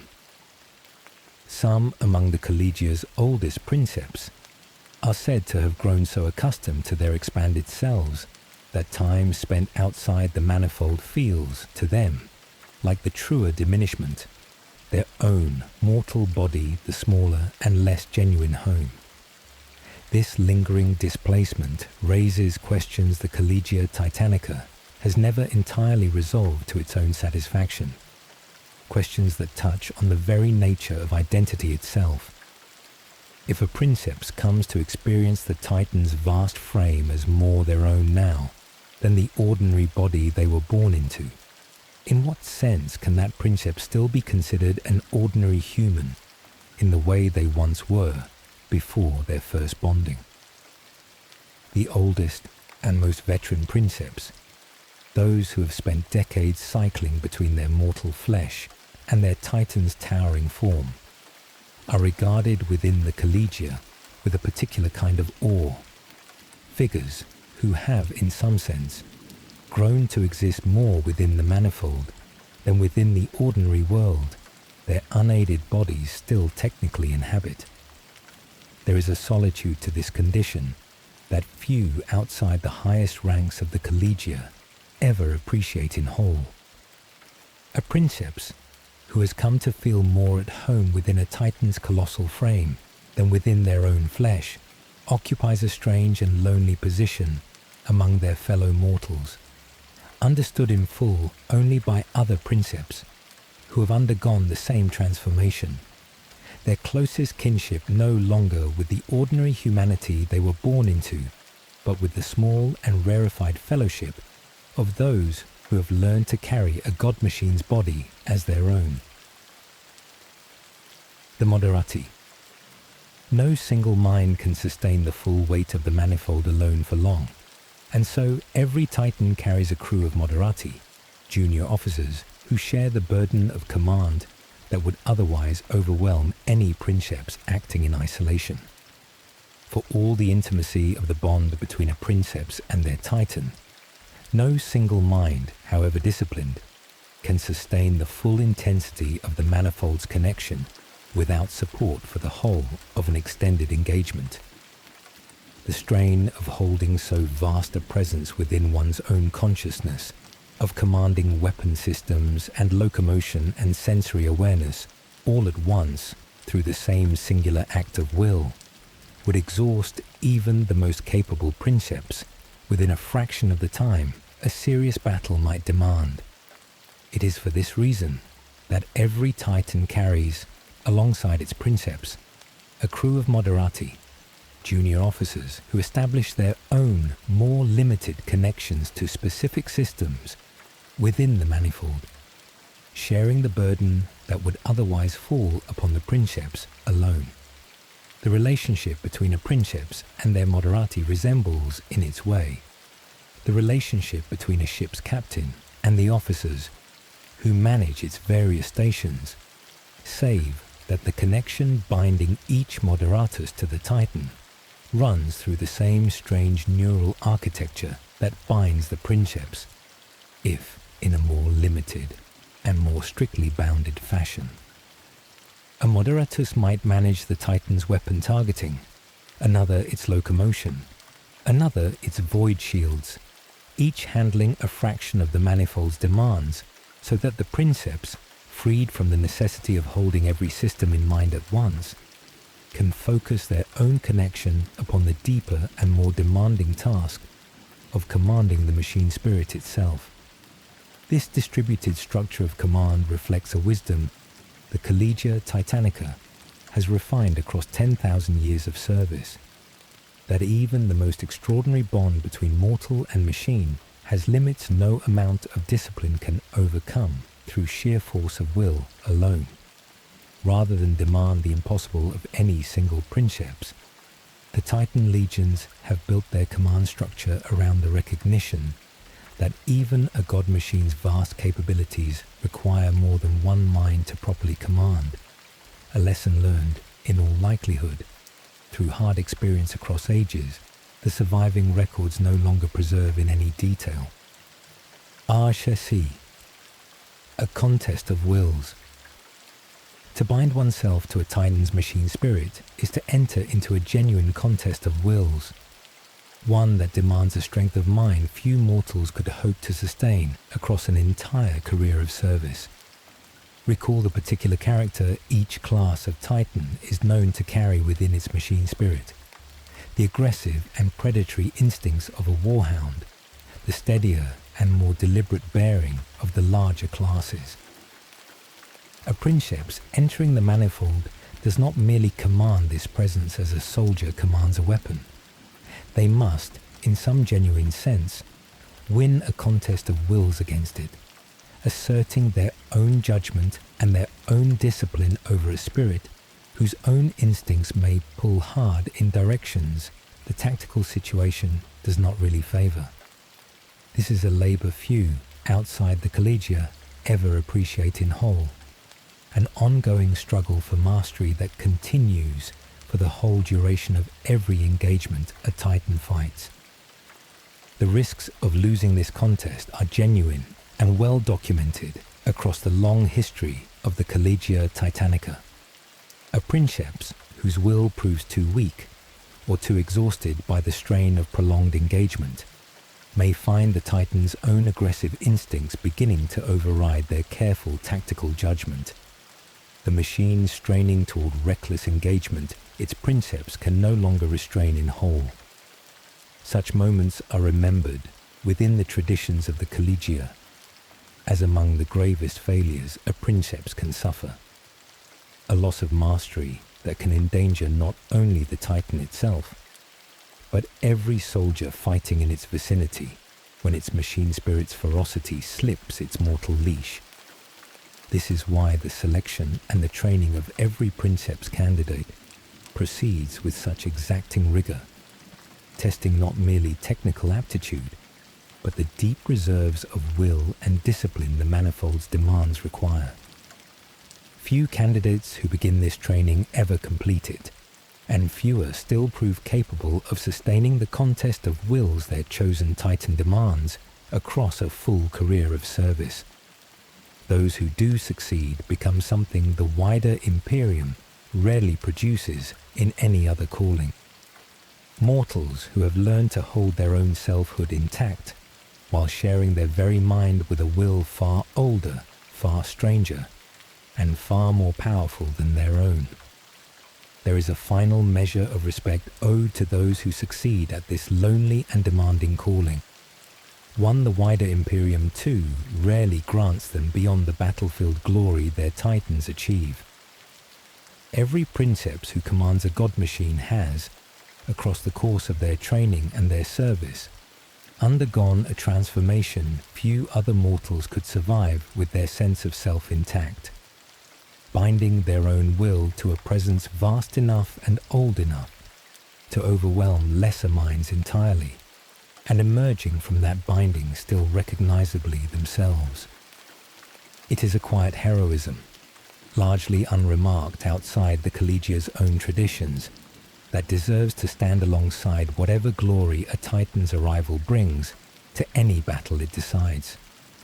What this whole tradition of bonded command reveals, about the deeper nature of the Adeptus Mechanicus, and the ancient age its every practice still labours to honour, is the story we turn to next. Tomorrow, we sit with the servants of a fallen age, and what it means to build a whole civilization around the recovery of a golden era none of the living have ever seen. Sleep well. Tomorrow, we sit with the servants of a fallen age, and what it means to build a whole civilization around the recovery of a golden era none of the living have ever seen. Step back from the machine, God's theology, from the noble houses and their bonded thrones, from the towering god machines and the princeps who command them, and a single truth becomes unmistakable. Every wonder this whole story has followed traces its origin back to a single vanished era, a golden age of human achievement that ended long before any living soul could remember it. The Adeptus Mechanicus, the Knight Houses, the Titan Legions, all of them are, in their different ways, servants of a fallen age, tending fragments of a greatness none among them ever witnessed for themselves. Tonight, we sit with the servants of a fallen age, and what it means to build a whole civilization around the recovery of a golden era none of the living have ever seen. Tonight, we sit with the servants of a fallen age, and what it means to build a whole civilization around the recovery of a golden era none of the living have ever seen. A civilization defined by loss. Every wonder this story has followed, from the machine god's theology to the knight suits to the titans themselves, traces its origin back to the same vanished golden age, an inheritance rather than an invention. Consider how much of what this whole story has followed owes its existence not to any achievement of the present age, but to the recovered or preserved wonders of an age long since lost. The Cult Mechanicus itself arose from priests clinging to fragments of Dark Age technology they could maintain but could not equal. The first knight suits that would one day reshape whole worlds into feudal societies were themselves products of standard template constructs, machines whose original design belonged to that same vanished golden era, rather than to any ingenuity of the colonists who first wore them. Even the towering titans, mightiest of all the war engines this story has described, descend from designs and traditions whose roots reach back to the same lost age every other wonder in this story has depended upon. This is a pattern too consistent to dismiss as coincidence. The whole edifice of the Adeptus Mechanicus, in every one of its many forms, rests upon inheritance rather than invention, upon the careful tending of wonders whose original makers vanished long before any living priest or noble or princeps ever took up the burden of their maintenance.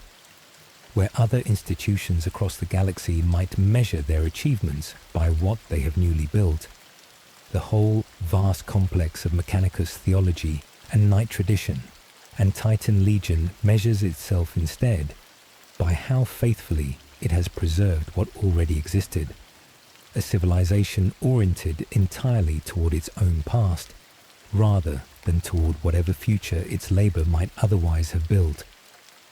There is a striking symmetry in how this same pattern repeats itself at every scale this story has explored. On Mars, the priesthood recovers fragments of lost knowledge, plaque by plaque, hoping to reconstruct some part of a vanished theology of technology. On the night worlds, entire noble cultures grew up around machines whose original engineering none of the colonists who first wore them understood in whole, inheriting a warrior tradition shaped by devices they could operate but never invent for themselves. Within the Titan legions, princeps bind themselves to machine spirits accumulated across centuries of prior service, drawing upon a presence built from ancestors and predecessors, rather than fashioning something new of their own. At every level, from the grandest theological doctrine to the most intimate bond between pilot and machine, the same essential structure recurs, living service to an inheritance from beings long since gone. It is worth asking what this pattern reveals about the deeper character of the whole civilization this story has followed. A people who define themselves so consistently by what they have received, rather than what they have made, are, in some fundamental sense, a people still living in the shadow of their own ancestors, however many generations separate them from those ancestors' original achievements. The Adeptus Mechanicus, the Knight Houses, and the Titan Legions alike stand as monuments to a peculiar kind of humility, one perhaps forced upon them by circumstance rather than chosen freely, but no less consequential for having been forced. And yet there is dignity as well as melancholy in this arrangement, a dignity easy to overlook amid the weight of what has been lost. To preserve rather than to abandon, to maintain rather than to let crumble into dust, is itself a form of devotion that asks a great deal of those who undertake it, generation after generation, without any promise that their labor will ever be rewarded with the return of what was lost for good. The priests of Mars, the nobles of the Knight Houses, the Princeps of the Titan Legions, all of them have chosen, whether by circumstance or by conviction, to spend their whole existence in service of an inheritance rather than in pursuit of some untested new horizon. That this choice carries real costs does not erase whatever quiet nobility it also contains. There is a particular kind of melancholy embedded in this arrangement, one the priests and nobles and princeps of this whole tradition rarely permit themselves to dwell upon openly. To serve so devotedly a golden age none of the living have ever witnessed is to live always in the shadow of a greatness assumed rather than known, a standard against which every present achievement must be measured and, almost without exception, found wanting. The dark age of technology looms over the whole of this story as both inspiration and reproach, a lost perfection the present age can only hope to approach, never to equal, let alone surpass. The Explorators. Across the galaxy, expeditions of explorators risk everything in search of lost fragments of the Dark Age's technology, pilgrimages as much religious as scientific in the devotion they demand. Among the many roles the Adeptus Mechanicus maintains, none carries quite the same mixture of danger and devotion as that of the explorator, the tech priests and their attendant expeditions, who venture beyond the settled worlds of the Imperium in search of whatever fragments of the Dark Age's lost technology might still survive somewhere among the ruins of the ancient past. These expeditions are, in their way, closer to religious pilgrimage than to any conventional scientific mission, each explorator setting out with the genuine hope of recovering some fragment of the Golden Age their whole faith is built to honor. However slim the odds of any single expedition's success might prove. The dangers such expeditions face are considerable and often lethal. Ruins from the Dark Age of technology, when they can be located at all, frequently lie in regions the intervening ages have rendered hostile in the extreme, guarded by the same dangers that scattered humanity's stars during the Age of Strife, or corrupted by the touch of forces no responsible priest would ever willingly approach. Many explorators who set out on such expeditions never return, their fate unknown, their expedition's findings, whatever they might have been, lost alongside the priests who sought them. And yet the explorators continue their search, generation after generation, driven by a devotion that treats the recovery of even a single fragment of lost technology as an achievement worth the risk of everything a priest might otherwise value. A recovered standard template construct, however damaged, however incomplete, represents to the whole of the Adeptus Mechanicus something closer to a holy relic than a mere technical resource, a direct and tangible connection to the Golden Age every priest has spent their whole life honoring, without ever hoping to witness it restored in full. There is a particular character to the explorator's calling that sets it apart even from the already devoted service most tech priests render across their lives. Where a priest tending the machines of a single forge world might spend their whole career within the same familiar halls, refining rituals already well understood, an explorator embraces genuine uncertainty as the very condition of their vocation, venturing into regions no map can describe in whole, seeking wonders whose exact nature cannot be known until the moment of discovery, if that moment ever comes at all. This makes the explorator's faith a particularly demanding one, sustained not by the comfort of routine, but by hope alone, a conviction that somewhere among the countless ruins scattered across a hostile galaxy, some fragment of the Golden Age still waits to be found. Those explorators who do succeed, who return from their long and dangerous pilgrimage bearing some genuine fragment of Dark Age technology, are honored within the Adeptus Mechanicus in a manner few other achievements can match. Their discoveries are studied, catalogued, and where possible integrated into the wider work of the priesthood, each recovered fragment a small victory against the slow erosion of knowledge the Age of Strife first inflicted upon humanity so many thousands of years before.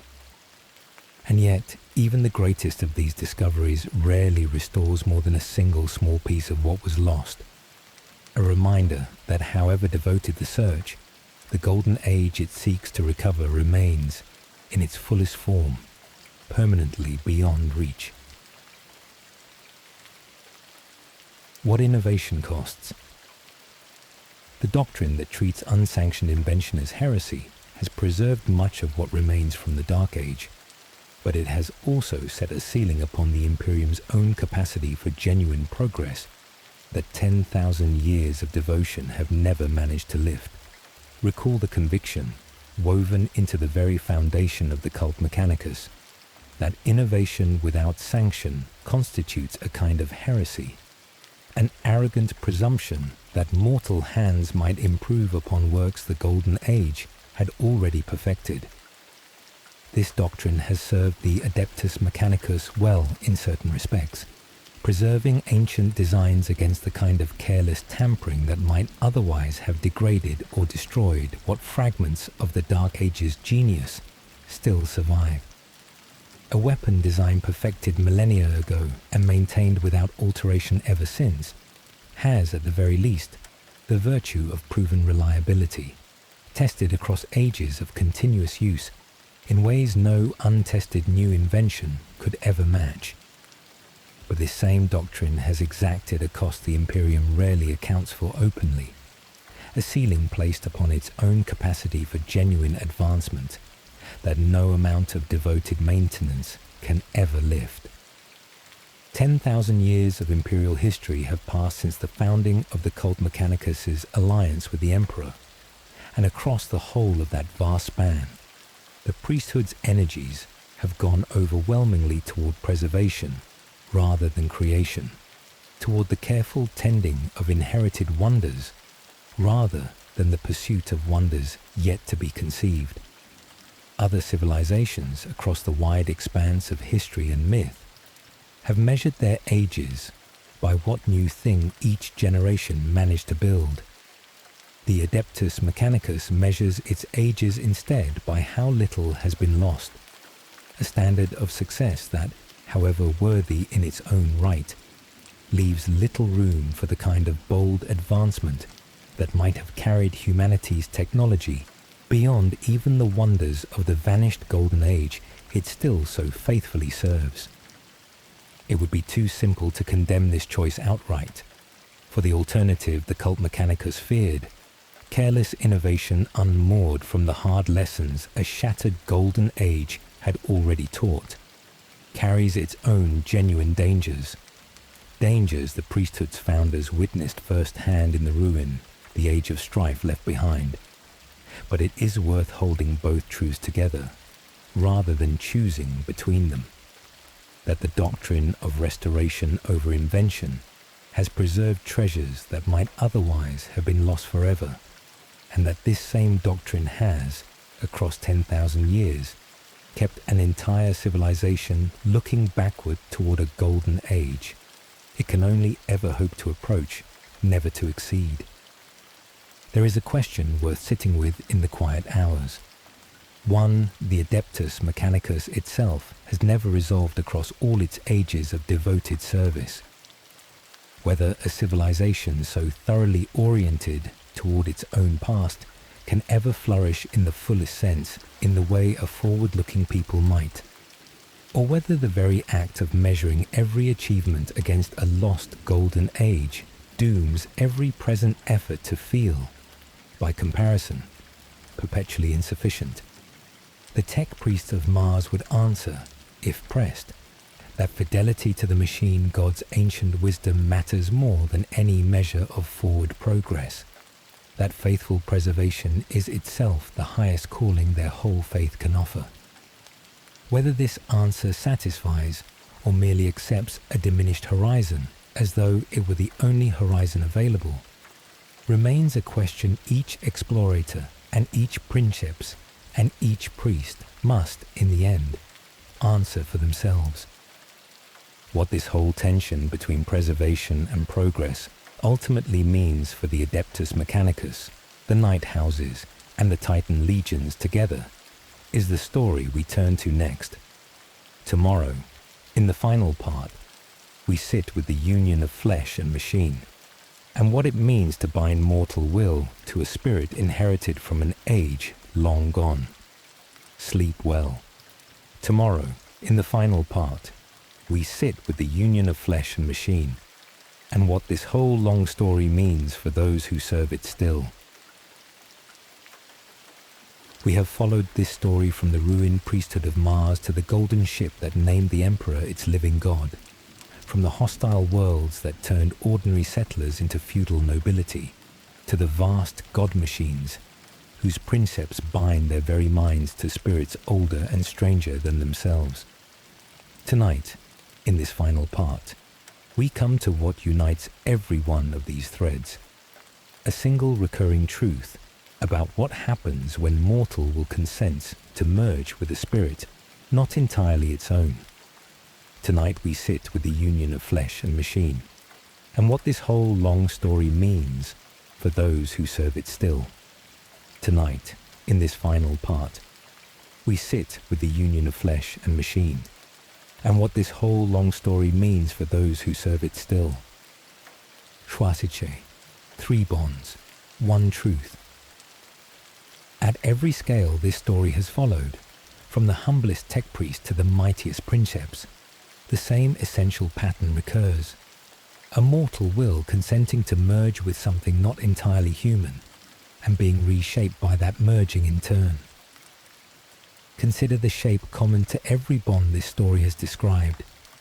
A tech priest performing the smallest rite of maintenance believes themselves to be engaging face to face with a fragment of the divine, treating an ordinary engine as a spirit worthy of reverence and careful appeasement.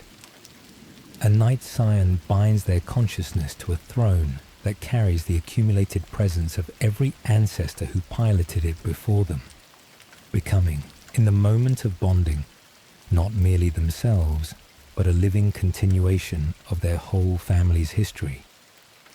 A princeps enters the Manifold and finds their own mind stretched to fill a frame many times the size of any body they were born into, sharing consciousness with a machine spirit whose character and whose will demand to be reckoned with rather than merely commanded.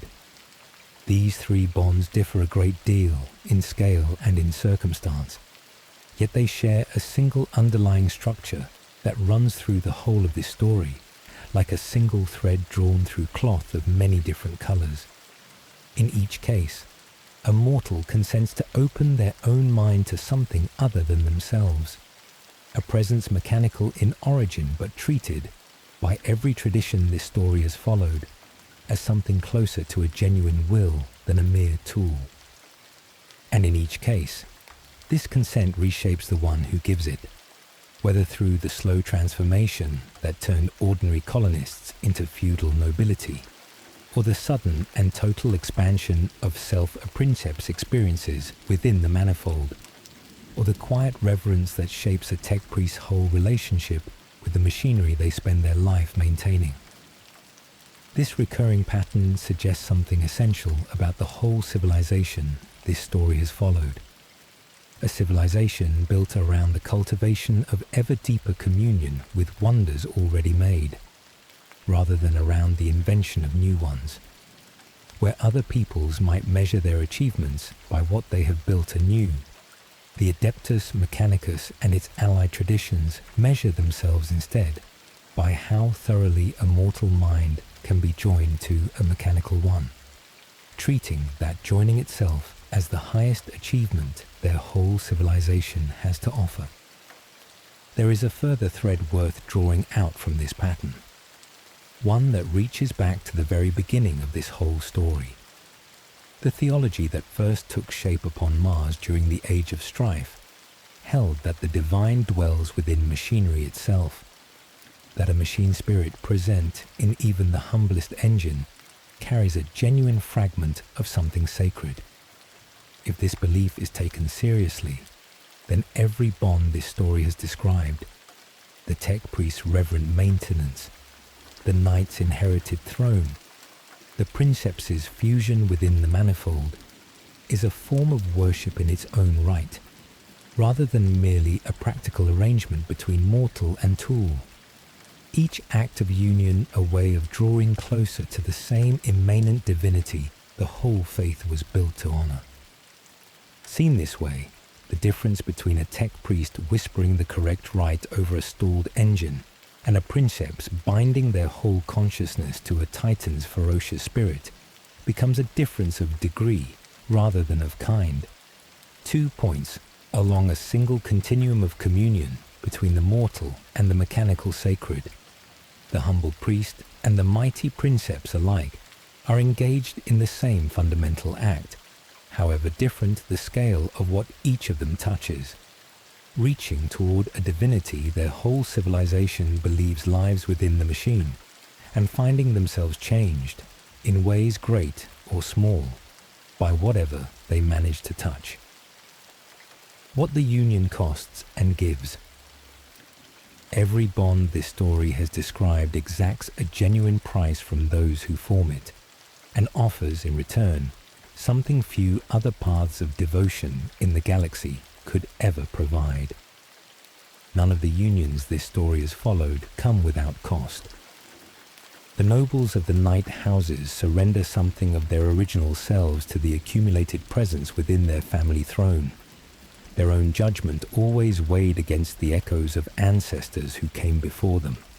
The Princeps of the Titan legions risk a genuine contest of wills each time they enter the Manifold, some among them losing that contest entirely, their careful discipline overwhelmed by a machine spirit's own fierce and ancient character. Even the humble tech priest, whose bond with the machine god asks less in the way of dramatic transformation, gives over their whole life to a doctrine that treats innovation as heresy, accepting a horizon permanently bounded by what has already been achieved rather than what might yet be conceived. And yet each of these unions offers something in return that few other paths of service across the galaxy could match. The Knight Scion gains a continuity that death itself cannot sever in whole, some trace of themselves remaining within the throne to guide whatever descendant next takes their place. The Princeps gains an expansion of capability and perception beyond anything an unaided mortal body could ever achieve, seeing and acting through senses and limbs no ordinary flesh could provide. the tech priest gains a connection to the divine that feels within their own theology, immediate and touchable in a way few other faiths across the galaxy can offer their followers. The sacred present in every engine they tend, rather than confined to some distant realm beyond reach. This exchange, cost measured against gift, defines the whole character of the civilization this story has followed.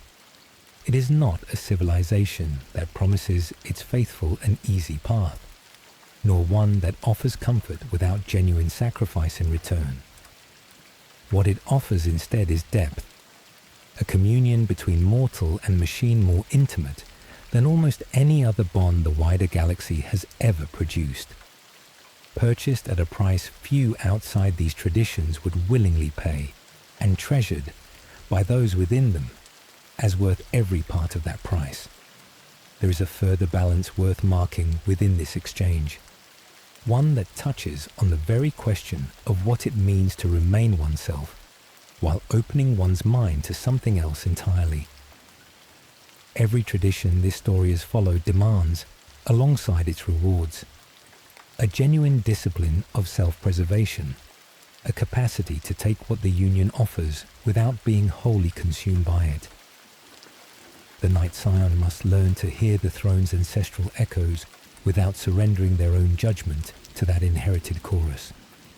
The Princeps must win their contest of wills against the machine spirit's own fierce character, again and again, for as long as they continue to serve. Even the tech priest, whose bond runs quieter and less dramatic than these others, must hold their reverence for the machine god in balance with the practical competence their duties still require of them. What emerges from this balance, across every scale this story has followed, is a picture of communion that demands as much strength as surrender, as much discipline as devotion. The union of flesh and machine this whole tradition celebrates is never a simple dissolving of the self into something greater. It is, at its best, a partnership in which both the mortal and the mechanical retain something of their own character, joined together without either one being erased by the joining. A different kind of meaning. Where some civilizations measure their worth by the breadth of what they achieve, the Adeptus Mechanicus and its allied traditions have built their whole meaning instead around the depth of communion a mortal mind can reach with a mechanical one. There is a temptation, looking back across the whole of this story, to judge the Adeptus Mechanicus and its allied traditions by how little they have advanced across 10,000 years of devoted service, measuring their worth against civilizations that prize invention and forward momentum above all else. But this judgment misses something essential about what this whole tradition has built with its own two hands across its long history. Where other peoples might pursue breadth, the accumulation of ever more new achievements stretching outward into an open future.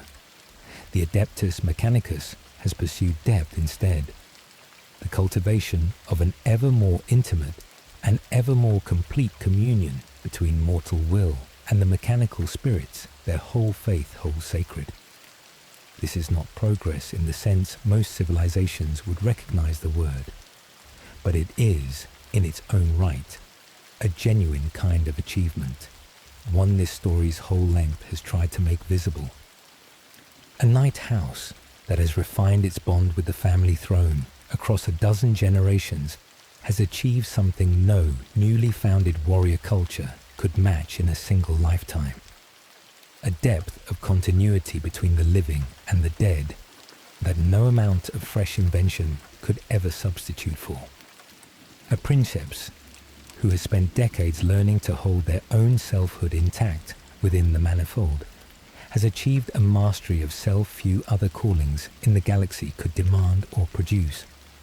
A tech priest who has spent a whole life in patient study of a single ancient plaque has achieved a fidelity to inherited wisdom that few faster-moving cultures would ever have the patience to attempt, Consider how differently this tradition would appear if measured by its own preferred standard, rather than by the standard of civilizations built for expansion and invention. A galaxy that prized only breadth might look upon 10,000 years of the Adeptus Mechanicus and see only stagnation, the same rites repeated, the same designs preserved, the same golden age mourned across every one of those long centuries without ever being surpassed. But measured against its own chosen standard, the depth of communion a mortal mind can achieve with a mechanical spirit, this same span of ages tells a very different story. One of steadily refined mastery, of bonds between knight houses and their thrones grown ever more intimate across each new generation, of Princeps traditions honed by 10,000 years of hard-won experience into something approaching genuine art. Perhaps this is the truest meaning this whole long story has to offer, that there is more than one way for a civilization to measure its own worth, and that a people who choose depth of communion over breadth of invention are not, for that choice, a lesser people, however differently their achievements might be counted by those who value only what is new. The Adeptus Mechanicus, the Knight Houses, and the Titan Legions together stand as proof that meaning can be found in the patient, costly, and profoundly intimate work of joining oneself ever more closely to what already exists, as much as in building what has never existed before. Charm what remains. So we come to the end, and to what remains of this whole long story. Priests still tending machines they believe carry fragments of the divine. Nobles still binding themselves to thrones that carry the echoes of their whole family's history, and Princeps still entering the Manifold to share their minds with spirits older and stranger than themselves. This has been the story of the Adeptus Mechanicus, the Imperial Knights, and the Titan Legions of the Collegia Titanica. Three traditions bound together by a single recurring truth about what happens when mortal will consent to merge with something not entirely its own. From the ruined priesthood that first turned to machinery for salvation during the Age of Strife, through the golden ship that named the Emperor its long-awaited Omnissiah, through the hostile colony worlds whose knight suits reshaped ordinary settlers into feudal nobility across generations, through the towering god machines and the Princeps who alone can bind their will to a machine spirit's ferocious character, to the whole civilization's long service, to a golden age none of the living have ever witnessed. Somewhere on Mars, even now, a tech priest performs the same rites their order has repeated, unchanged, for 10,000 years, treating each gesture as an act of genuine communion with the divine. Somewhere on a distant night world, a young scion prepares for the bonding that will mark the passage into their family's long and continuous history. Somewhere in the field, a Princeps enters the Manifold once more, asserting their own hard-won selfhood against a presence vast enough to overwhelm a lesser will. Each of them serves a fallen age they will never see restored. Each of them binds themselves to a spirit not entirely their own, and each of them finds in that binding a meaning few other paths across the galaxy could ever offer them. Told slowly, for the quiet between waking and whatever waits in the dark. Good night, my dear friend.